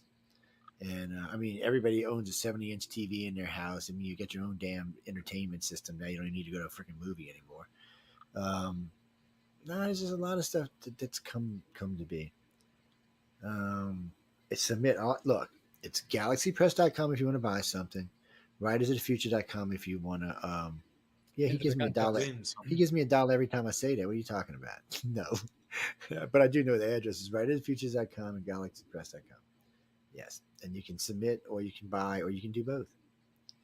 But I suggest you go to uprn.com and buy this one right here, and get the discount, people. Get the discount. Besides, you'll make me some brownie points with Believe It. She's tough, people. Y'all just don't know. Jesus, that girl is tough. No, she's a sweetheart. No, she really is. I mean, I really like Believe It. She's a workaholic too. All of them are. Shit, took me 2 years to learn her damn name. I think I'm kidding. I'm being serious. Oh no. No, they all like to have strange names over there. Yeah, John's pretty Yes, strange. John's got a really strange name. And Emily, oh my My God. full That's name like is John. I just go by my first initial. Really? That's cool. Yeah. No, you didn't see her tonight, but she's with him a lot. Emily's his wife. Yeah, I like to pick on her, but that's she's number 2 over there, and she like I said earlier, she's like I said, when she's like the top you pull and spins, that's her, man. That girl. Yeah, she's actually next to me, but she's working on the submission for the next budget for Yeah, thank God she can't hear because I'd be in trouble. You definitely would be. I stay in trouble with her. No, again, guys, you can't. Okay, first off, doesn't matter anyway because they never tell me what hotel they're at, so I couldn't help you anyhow. Yes, and it's not like it's on a key mark anymore or built on a marquee anywhere. So, no, and you can't come to the gala for sure. There's security there. So you have to win. Just submit, and you might get runner up. You might get an honorable mention. These judges really want to help y'all. Just submit some decent sci-fi. Well, no, Kim, just because you write it fast don't mean it's not going to be good. I know quite a No, few writers that can write fast. exactly. Like I said, pretty much every 24-hour story that these guys write during the workshop week, sell it to a professional market. Wow. So speed, slow or fast, it's the quality of the writing. So there's been several instances too where people have been submitting for years, and then finally, the last day of the contest year, they then write their story, submit it, and that's the one that wins. It was written that one day, so you can definitely do that. Yeah, Didn't you we can have a definitely do it. guest on, Joe, one time that did that? Yeah, I forgot who it was, but I know Carol. It's That was Wolf Moon 17,000. did that. Wolf Moon did Oh, it that. might have been because Wolf been on just recently. Which I got to get Wolf back on. His show was so messed up. Yeah. 17,000 max words you can do. I mean, a lot of them seem to finish out around 7 to 9,000 words. Yes, unfortunately, I don't know why I know these stats. It's talking to the judges too isn't the much. limit for words 7,000? What's that? Wait, what? Isn't the word limit 7,000? 17,000. 17. Oh, yeah, okay. 17, That was yeah. close. Well, Emily, you need to submit it. Stop talking smack. Submit that damn thing. I'd like to see you out there. No, 17,000. No, we had this discussion just recently with a couple of different authors that were on. No, 17,000 is not a novel. I don't even think it's a novelette, actually. No. It's, yeah, see, I shouldn't even know these things. See, I'm nerding out, people. No, I should not know these things. What is the number of words for a complete novel? 100,000 or more. Yeah. Holy smokes. See, and I shouldn't know that either. Yeah. It's his fault. I'm blaming his ass for this. When we go to the other side, I'm blaming. Thinking when we cross over, they said, "Why'd you geek out?" I said, "You know that guy John Good when you got here. It's his fault." No, really, people. But that's what I'm trying to tell y'all. If I pick up a lot of stuff, and I'm not part of that, I am, and sometimes I'm in the classes, and I'm listening. Sometimes it's just discussions after. There's this thing called BarCon, which you get a lot of information there for free as well too. Well, no, don't think everybody's drinking. So sometimes after everything's over, everybody will sit down in the bar downstairs in the lobby downstairs. Sometimes they're eating, sometimes they're drinking soft drinks, sometimes they're drinking alcohol, but everybody's down there talking. And the last 3 years, I've kind of played like a conduit because I've noticed. I keep wanting to call them students, but I've noticed winners kind of staring at judges, but didn't quite want to walk over. So I just grab them and walk them and drop them right in the middle of the judge. No, it works good because the judges are there. That's what the judges are there for. They want to talk to them. I always ask the judges first anyway, but they want to talk to them because I was talking with Kevin J. Anderson and Dean Leslie Smith last year, and they were having a pretty conversation. It was well, anyway, we're not going to get into what the conversation was about, but it's not something that, it's an open conversation. So I asked him, I said, I see these four have been staring at y'all for a while. And he said, okay, we'll finish this up, which they were wrapping up. And I will tell you, it was about the drummer of the lead singer of Rush. That's all I'll tell y'all. But they all came over, sat down, and man, they were gone. That was it for the next 2 hours. I mean, it was like 2:00 in the morning when I went upstairs. And they were crossing all kind of stuff. Then people were asking questions, and these guys were eating it up. And when they're tired, they say, okay, we got to go to bed. And no hard feelings. Everything is the way it is. It's a good thing if you can get there, people, but you got to win. Yep. You can't blackmail. Emily has a couple questions, Joe. Go ahead, Emily. What you got, baby? I Read have them out had- there. I have had 2 deadlines for my book and missed both. Do writers get too picky, or is this some kind of anxiety releasing your first book? Is this normal for a first book? It's missing deadlines is not uncommon at all. The one of the good things about Writers of the Future is that authors will learn to write to a deadline, because that's something that a person needs to learn how to do, especially as they get professional. So that I need to write a story and submit by the end of the quarter. So that's a good thing to do. But in terms of when a story is done, you have to know when it's. I mean, you can keep them aside. Like if you talk to somebody like Dean Wesley Smith, he writes a story and he's done with it. He doesn't go into rewriting, because it makes it. It's like when you polish a stone. It starts off with a rock and it's unique. It's very. You got the the edges and all these different things that make that rock different from other rocks. You keep on polishing, it ends up looking like any other polished rock. So that's the downside of multiple revisions. It gets more and more and more polished, but it loses its uniqueness. So that's where getting a good copy editor to help you at that point comes into play, to make sure you're true to your story, but you don't um, get rid of what makes it your story as compared to just to another story. There's lots of writers groups out there that you can share your stories with too. Yeah, Writers of the Future has a forum that you can join for free. And there's a lot of writers that be totally willing. These are winners and judges that are willing to help you with ideas and tips. Plus, we have the free online workshop that we offer too. Besides, biggest piece of advice: don't give it to your family to read because they're gonna lie to you. It's just, oh, it's great. No, you see, you can't trust that it's great, or you can't trust that it's horrible. You just got to get some people that read it that know what they're doing. So, Oh, Jack, no, you said there's a second question, Jack? Yeah, is this normal for the first book? But you said that. But she comes back and says, "I keep rereading and worry." Keep rereading or rewriting? Rereading. I guess she's And rereading worry. the story. She's rereading her story that she's writing. 15. She gets worried. Yeah. So in that right there, she's going to write it into either she needs, if the story's no good, she just needs to then go out and create a new story. Yes. But at this point, I get it to a writers group, somebody that they can get another perspective on it, because she's going to keep on rereading it and talk herself out of a story.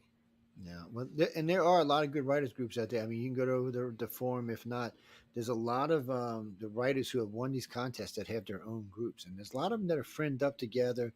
You'd be surprised how many of these have made friends and have stayed friends. Yeah. Because I do interviews with them, so I know this one's friends or that one's friends, and I've actually stayed friends with several of the groups. It's weird, but when you if you win, you know you're going to get a partner when you get there anyway. So it's all I can tell you is win. You're going to love it if you win. See, like Dean Leslie Smith, he's everything. He's not just an author. He owns his own corporation. He does his own publishing. He does everything. It's a fact. Yeah, he does a whole. So when you have the man in front of you, who's a wealthy man, when you have him in front of you, don't waste his time. Ask the questions. You know, he don't need you to kid around and beat around. He needs you to ask your questions, and he'll tell you he's more pointed than some of the other judges are. Yes, I like Dean. Yes, I like people who speak their mind. I was telling him something about writing his book. He said, "Joe, go write the damn thing and leave me alone." It's like,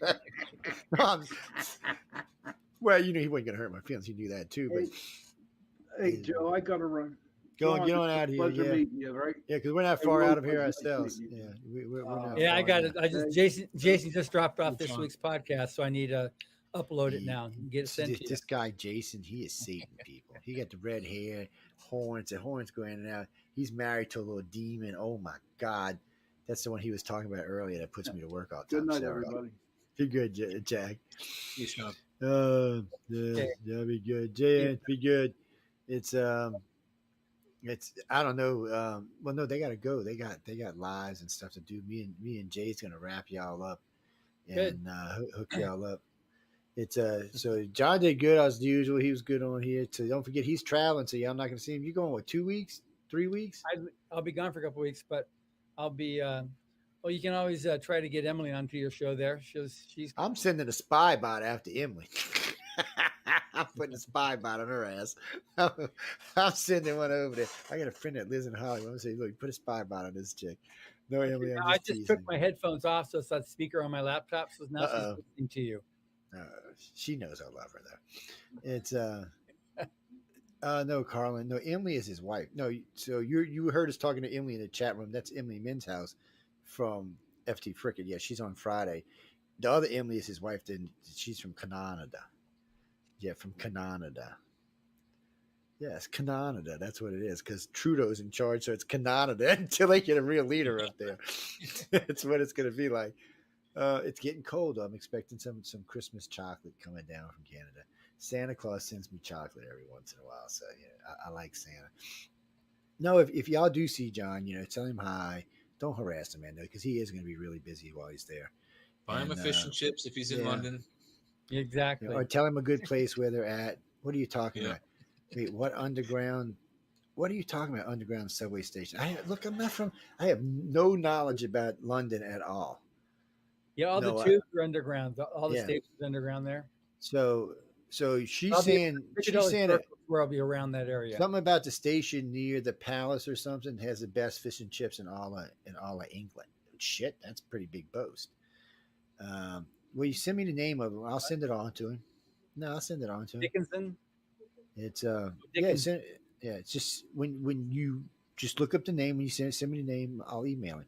Yeah, he's gonna be traveling. It's not like he can't get emails. It's not like he's going to the former Soviet Union or anything. He's not going to the medieval times. He's going China. Or China. North Korea. Miss Fresh, what you got for us, Miss Fresh? No, just submit 17,000 words or less. Yeah, just submit. That's all you got to do is submit. And You can go to risefuture.com. All the rules there on the section enter the contest. I'm telling you, if I had $1 for time I said submit, I'd be a millionaire. It's no, You really, just time. shit. You'd be way more than I would be. That's the easiest thing. Look, eventually, what I'm going to do is when I finish writing this, I'm going to talk with the good ones and get some help from them to go through it as a story because it's going to be big. But eventually, I'll take a piece of it. Oh, I guess I won't be able to if I get them to help me. That'll be cheating. Anyway, I'll take a piece of it and submit it, and then they can, tell me what the hell's wrong with it. It's well, no, I've threatened his wife a few times. I'm just going to stick all 150,000 pages in an envelope, mail it to her ass. I can't edit. No, indeed not. Thank God for spell correct and grammar correct, and they're not perfect by any means, but They do help. Well, if I'm typing on my keyboard, I don't make as many mistakes. If I'm typing on that stupid phone, I make all kind. My phone turns words in, so I typed to a friend of mine, "Hey friend, what's up?" No, I said, "Hey friend, what are we doing?" But it said, "Hey, grind." Something about it said, "Hey, we're gonna grind" or something. I'm like, he writes me back. He said, "Joe, I didn't know you swung that way, my friend." I was like, "What the f- are you talking about?" I looked down at my phone. I said, "Jesus, man, come on with this spell correct." No, I can't. I can type fast now, but I can't on the phone. I got fat fingers. People look. That's how it is. No, we got 5 minutes. I got 8 questions. You better get them in the next 5 minutes. John got to get dressed. He got to be looking good and sharp.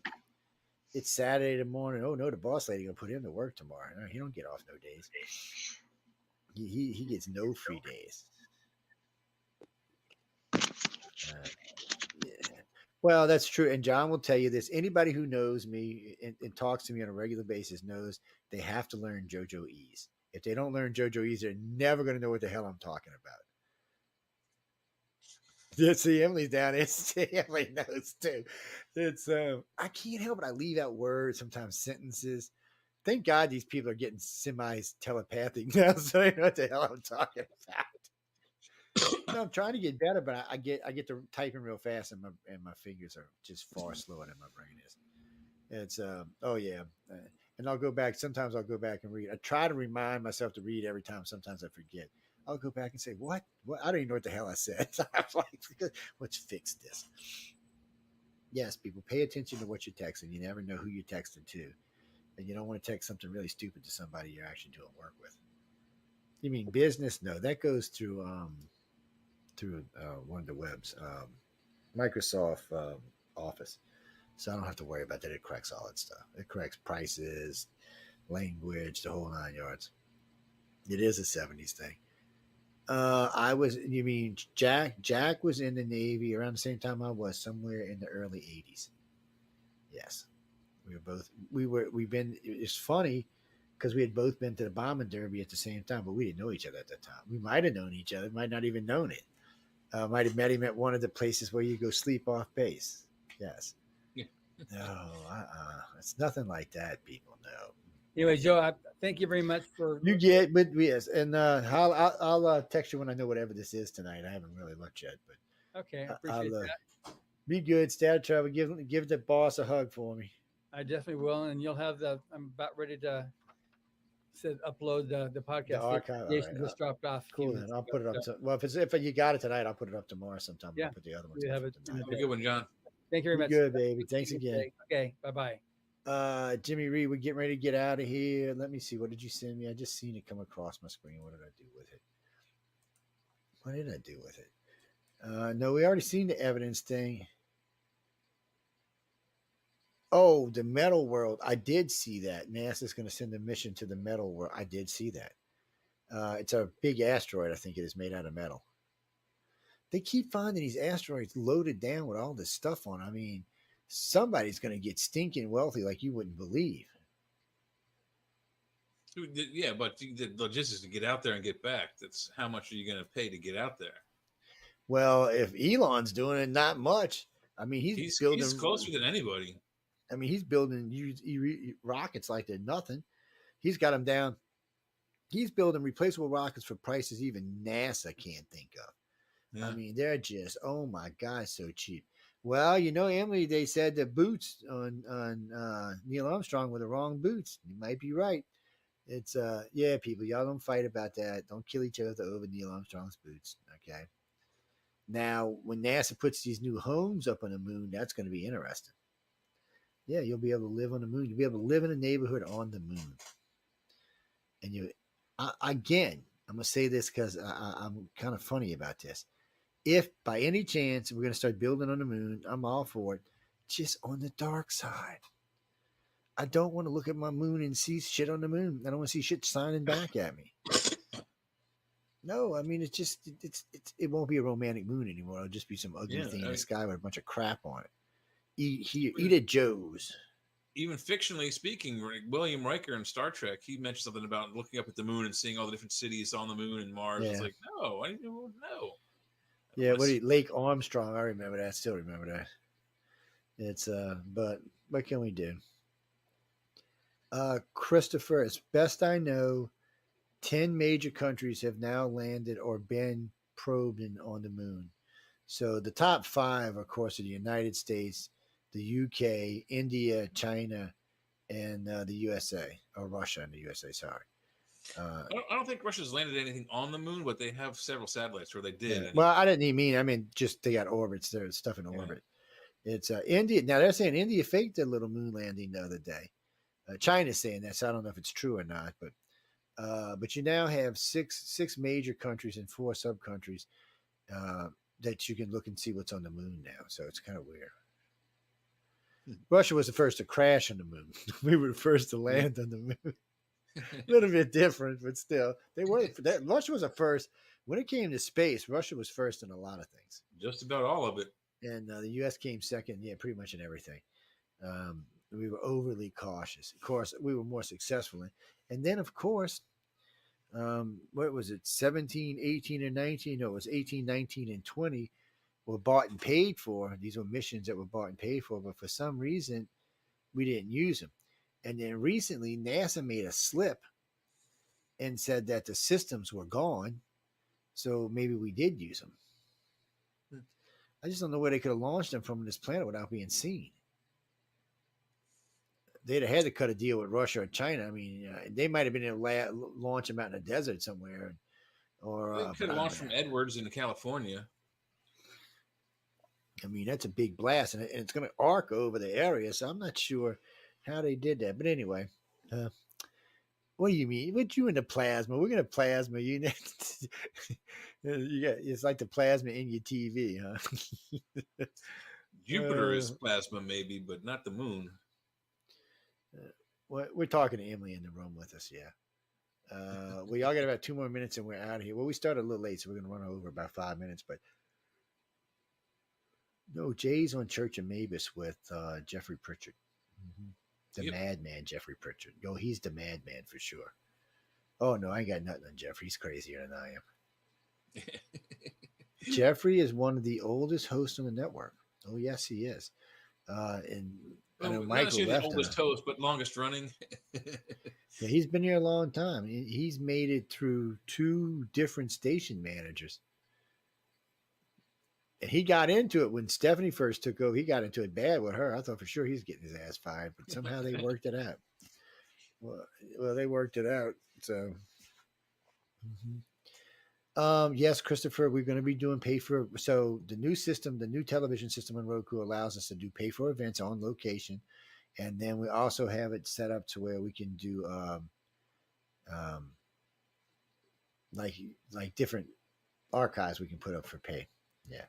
So you're gonna be able to get those too. Well, there's a lot of stuff that you can't get right now because it's only on a pay for event. So no, the pay for events are gonna be different. That's when we're gonna be doing like we got people doing stuff for Halloween on different locations and stuff like that. So we'll be using that. You mean how much it's gonna cost? It's gonna depend on the event. Who's running it, where's it at, what the cost is going in. Yeah, so but no, yeah, you can do it. So you can take this system we're on right now, go anywhere in the world for that matter, and stream it live at a pay for event. And if we want to, we can do it pay for event per camera if we really want to. So we can put each camera as a pay event.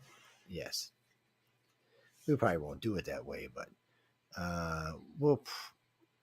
Well, Marky asked me that if we might do it per person. So if people are running cameras themselves, would you want to see Jay's camera? You want to see Jack's camera? You want to see my camera? So on and so forth. He'll be able to do that. Well, the reason why is you're not going to be able to watch them all anyway. Yeah, so it's up to them what they want to do. I know one of them's talking about Gettysburg, but there's some kind of remodeling going on there right now. One's talking about some haunted sanitarium somewhere in New York they want to do. They can do whatever they want, and we just hook it up as pay for listen. And we don't know if it's going to be one person, 500 people, two people. It's one of those things, though. See, we're going to do it this month, but you're not going to make a lot of money this month because you don't have enough advertisement time. But these events now that you can put out 7-8 months, I got the Axe Murder on in 6 months, where you just broadcast that for 6 months and then put it on as a pay for event. Yeah, it doesn't matter what show it is. Any show can be a pay for event. Yeah, that's the whole point. Yeah.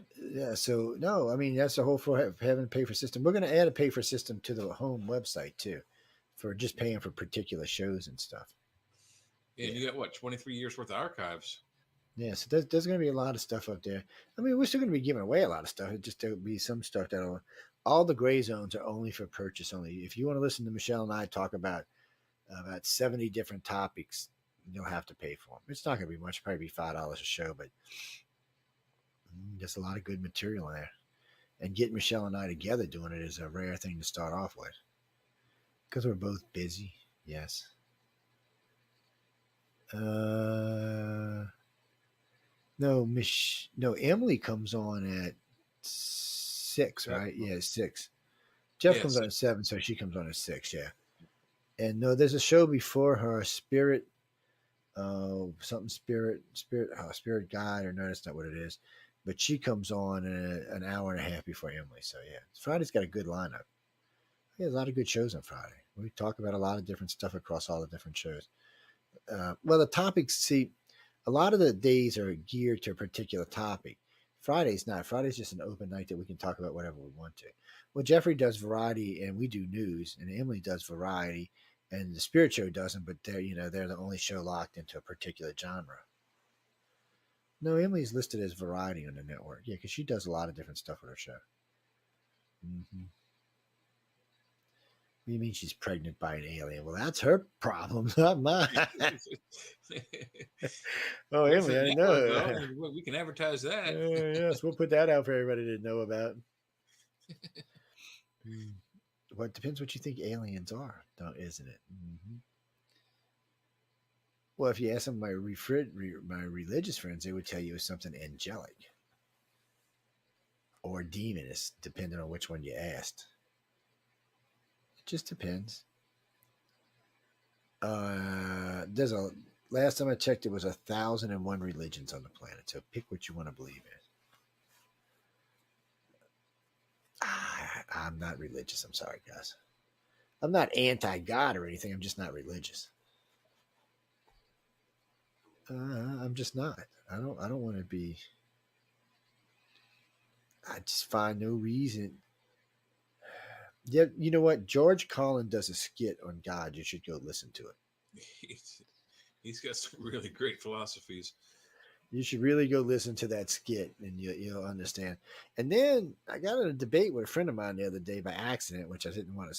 I started by accident, so I said, who do you follow? He said, I follow God. I said, well, do you follow Jesus or the big boss, the three spirits? And he says, what do you mean? I said, do you follow God the Father or Jesus the Son? He said, they're the same. I said, no, the Father, Son, and the Ghost, no. So technically, he's really not. He's a separate entity. So who do you believe? I said, because his belief systems are different than his daddy's. I said, if you go read the Old Testament and even some of the stuff in the New Testament, God is fearful. And mean and does some harsh things, and Jesus doesn't. Jesus would be considered New Age. He would be considered a hippie. Yes. So who do you really follow? And like I like to warn my friends all the time when they tell me there's no such thing as this, there's no such thing as that. I said, you're awful brave to put limitations on the creator. I mean, the creator created everything, so you can't be limiting the creator. Because he, she, or it might take a dim view of that and decide to uncreate your ass. And I'm just saying, people, don't be limiting people, until you know what's going on. It's yes, I do right here. But anyway, we got to get our butts out of here.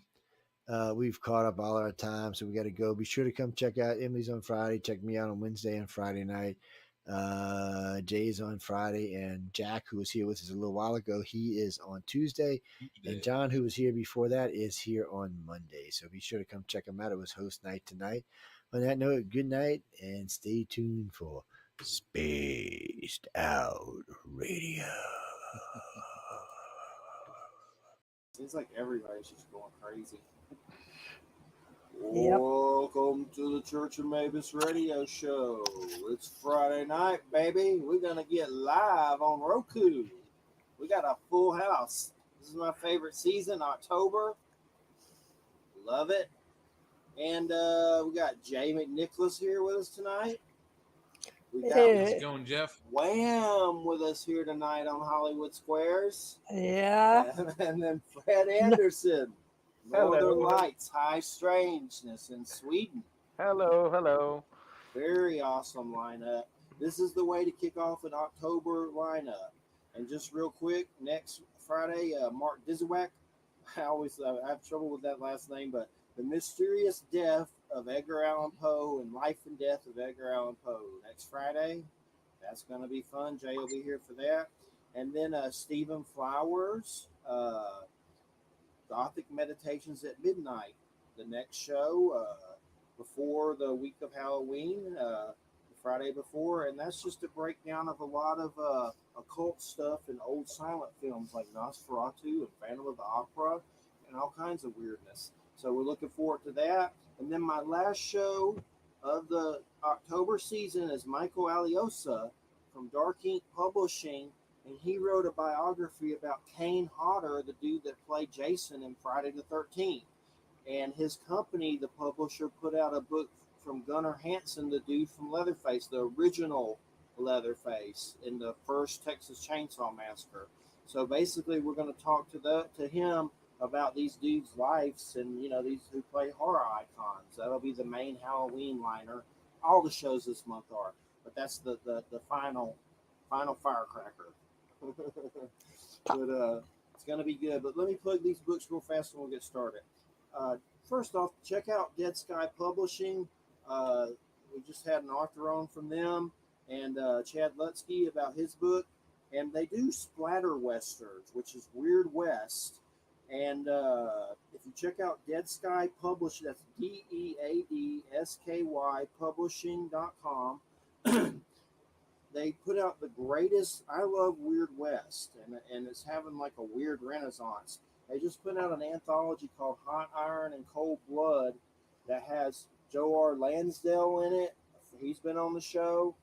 Al Goingback, native horror author, he's been on the show. But it's just a book from a bunch of horror authors of Weird West.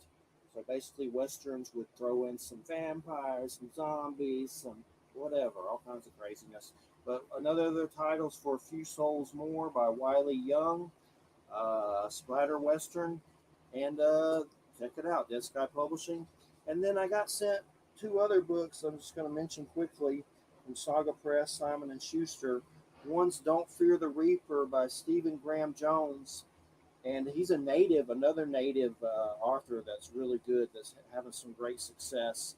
And this is like part two to some of his books. But Don't Fear the Reaper by Stephen Graham Jones. He also did a cool comic book recently, Earth Divers, and it's basically about these natives that somehow go back in time to assassinate Columbus. And Wow. Oh, I have wow. I have a bunch of those issues, but I don't think I have them all. But I haven't read it yet. It looks awesome. One more book, The Harry Peace Handyman Method. Terminator. It sounds good. One more book, Yeah. The Handyman Method by Nick Cutter and Andrew F. Sullivan. I know this guy did a book called The Troop, which is about like a Boy Scout troop, was supposed to be really good. But The Handyman Method and Don't Fear the Reaper and Handyman Methods by Nick Cutter. Check those out, and we appreciate it. And let's get to Fred Anderson. Step right up the Hollywood squares. Thank you. Yeah. Thank you. I got hyper for some. It's that second BC powder. Be careful with those things. But first off, it's great to have everybody here, and happy Halloween. And I guess, Fred, what was the catalyst to you becoming a weird UFO nut? Oh, What happened? We all are here pretty much. Jay saw Bigfoot. Me and Wham seen alien stuff out the wazoo, so you're in good company. oh yeah. Well, Yeah, I've seen you know, UFOs too, so I'm not alone. oh, you know, I'm always jealous of people who have seen Bigfoot and UFOs. I haven't seen any UFOs actually, to be honest. I've seen a couple of ghosts though, and got my bag ripped apart by some unknown entity once while walking over a bridge, which was quite traumatic actually. I actually quit that job and started to work as a freelancer for television and ended up on a paranormal show where I interviewed hundreds of people whose homes had been haunted. So you can say that that's when I realized that this is a really, really interesting subject. I mean, I've been interested in it since I was a kid, you know, with UFO books and, you know, documentaries and everything like that. But after working with that TV show years ago, I just realized that there's so many stories out there, so many people who experience weird stuff. So you know, I'd say that that's how I really, really got into it. You know, What yeah, was the ghost situation like? I mean, you saw one physically with your physical eyes. I've seen them too. It's something when you see something like that. yeah. But what was that like? What kind of ghost? Well, what what kind? It was a friendly ghost, I guess. But no, really, Casper. it didn't. No, I'm always curious what they're Yes, for the wearing friendly because I want to ghost. know about. I hear when you die, you have to wear what you were wearing when you die forever. yeah. Oh no. What was it wearing? Do you remember anything like that? Yeah, Details? it was I wearing a think it's hat. whatever you want to A want to hat. wear, but you know that would be a good start. People, that's the last thing people saw you in. Yeah, yeah, yeah, yeah. So I don't want to die in my underwear, you know, some early morning. I would look horrible walking around. No, seriously, that ghost was, Well, you even in the know, Bible, when Jesus comes back, he goes up to Mary Magdalene. She doesn't recognize him. He's wearing different clothes, so yeah, yeah, clothes You make said the it had man. a hat. A hat. yeah. Can I tell you about my ghost now? It's, Yes, yes. Please do. Just just Oh, I'm keep sorry. Yeah. talking. They're like this. Just keep talking. oh, you know, I'm, I used, I'm Swedish, Wham, you know, so I'm a bit shy. No, no, no, Yeah. no. It's, We're obnoxious, so you yeah. just keep right on going. No, I was doing an episode about a haunted little cabin out in the forest, and the family were mentioning that they had ghosts in the garden. You know, so I was standing outside. It was like 4 in the afternoon. As the sun was still up. This was during the summer, and I was standing talking with the mother and her daughter, and I could see from like 3 meters away how a black solid figure were peeking out at me from a very thin tree. You know, it's no way you could fit a human behind it. and it was solid black. You could see head and hat and shoulders and torso, and it kind of just, and then it went back behind the tree again. But it was extremely clear for me. It wasn't. I you know I mean, I'm aware how the brain can create things, and when you talk about it, but this was too real. Actually, I wasn't scared or anything. It was just fascinating to see it.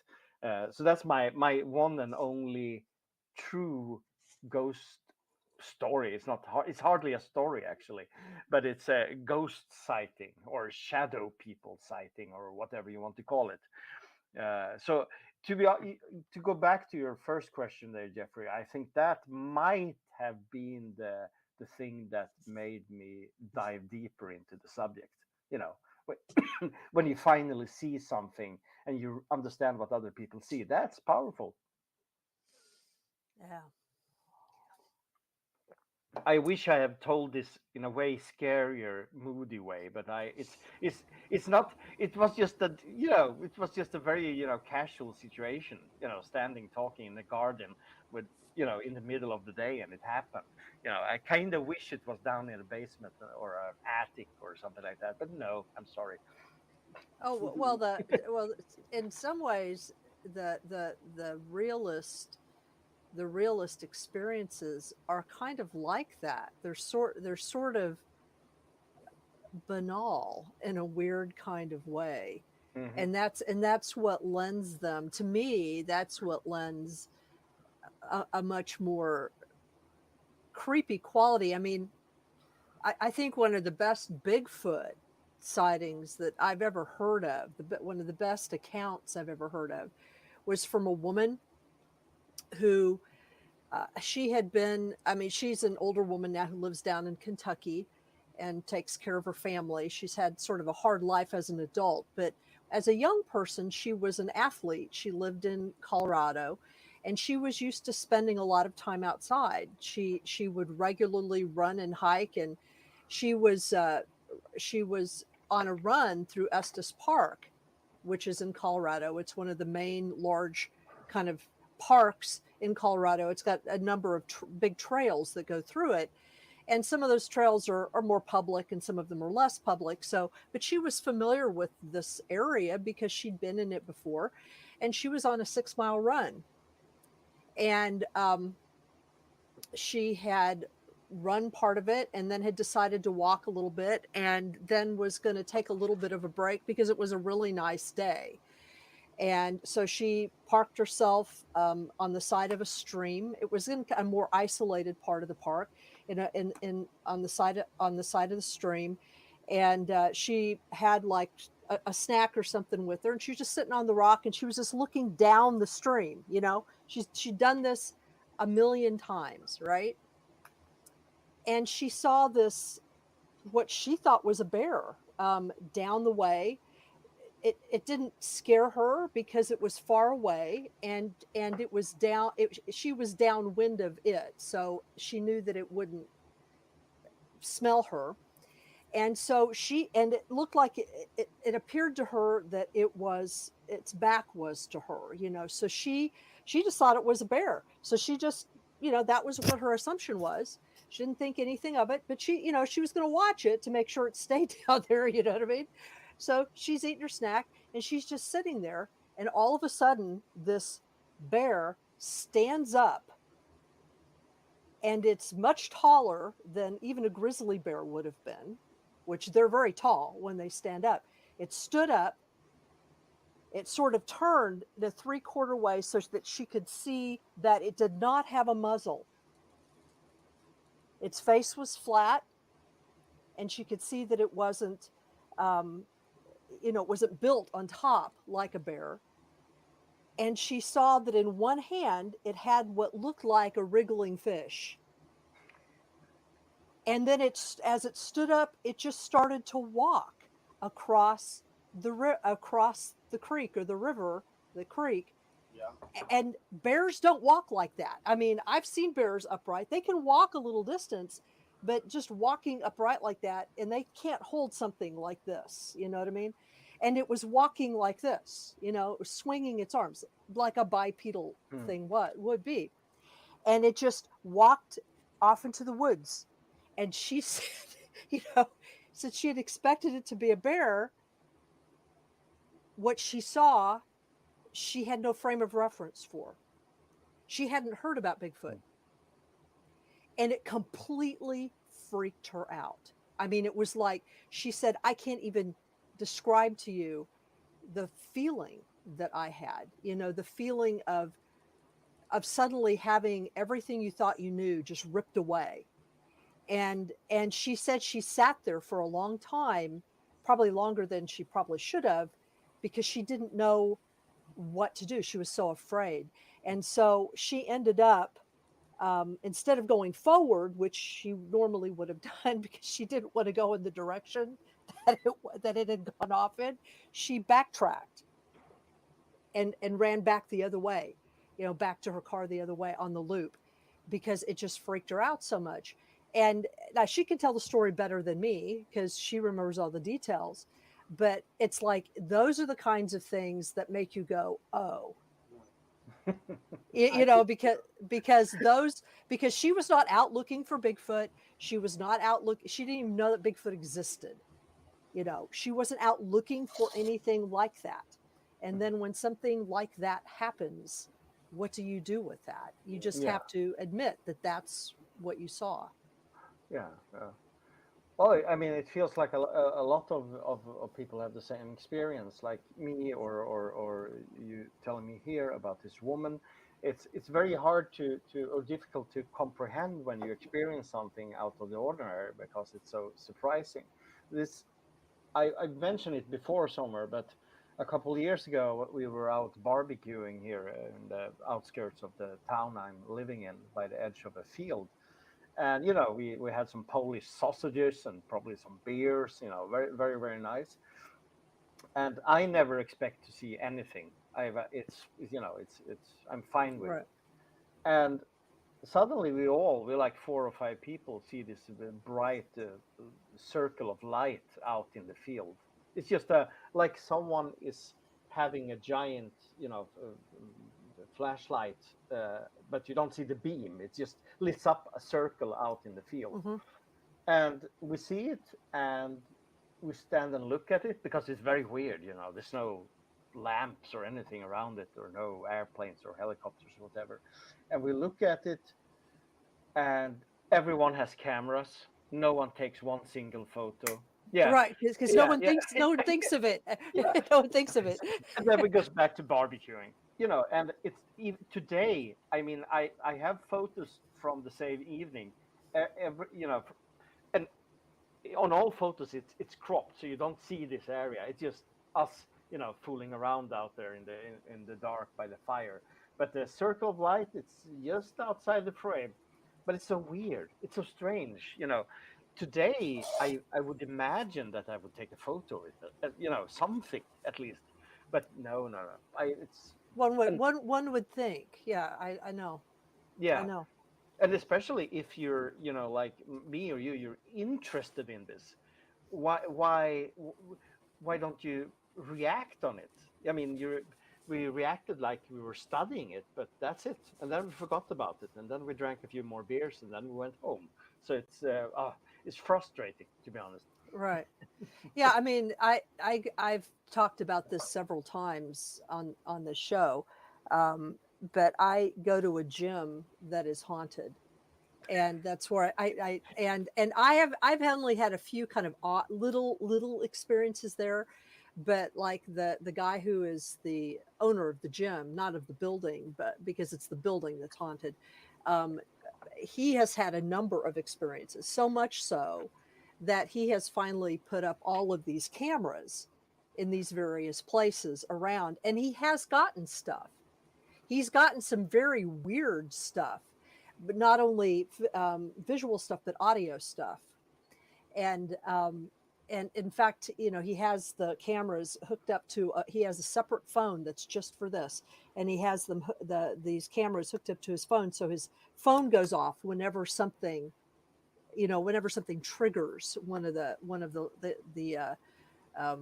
and he can actually like look in real time if he wants to.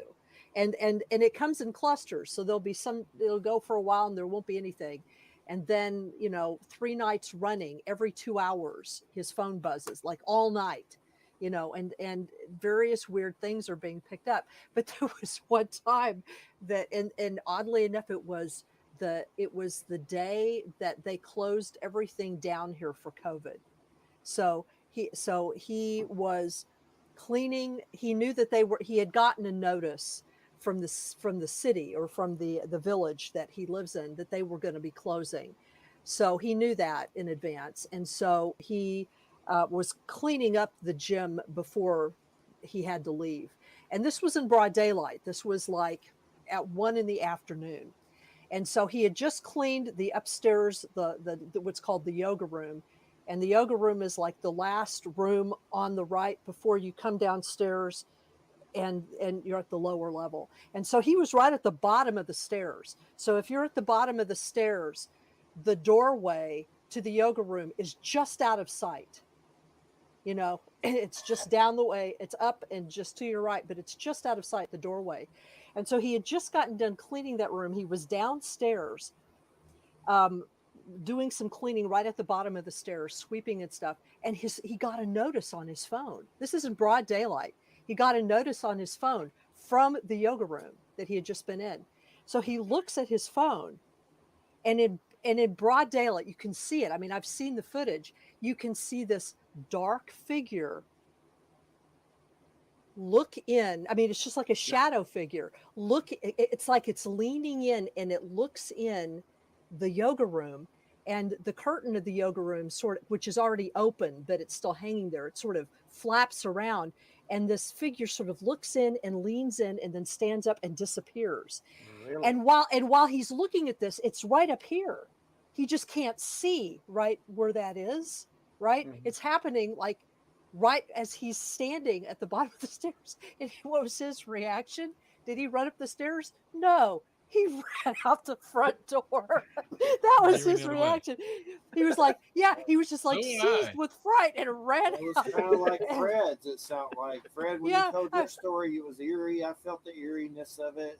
I Yeah, know he what just it's like when you see those beings. It's like everything goes quiet, and you just like get in a trance with it. Even after it's gone, you stare Yeah. at the same place for a million years. yeah, and this is in broad daylight, and he could not bring himself to come back for 2 hours. Yeah. Wow. And because it scared him so much, because all he could think of is it's right up there, and I'm looking at it right here, and it recorded it, so we have a recording of it. Really?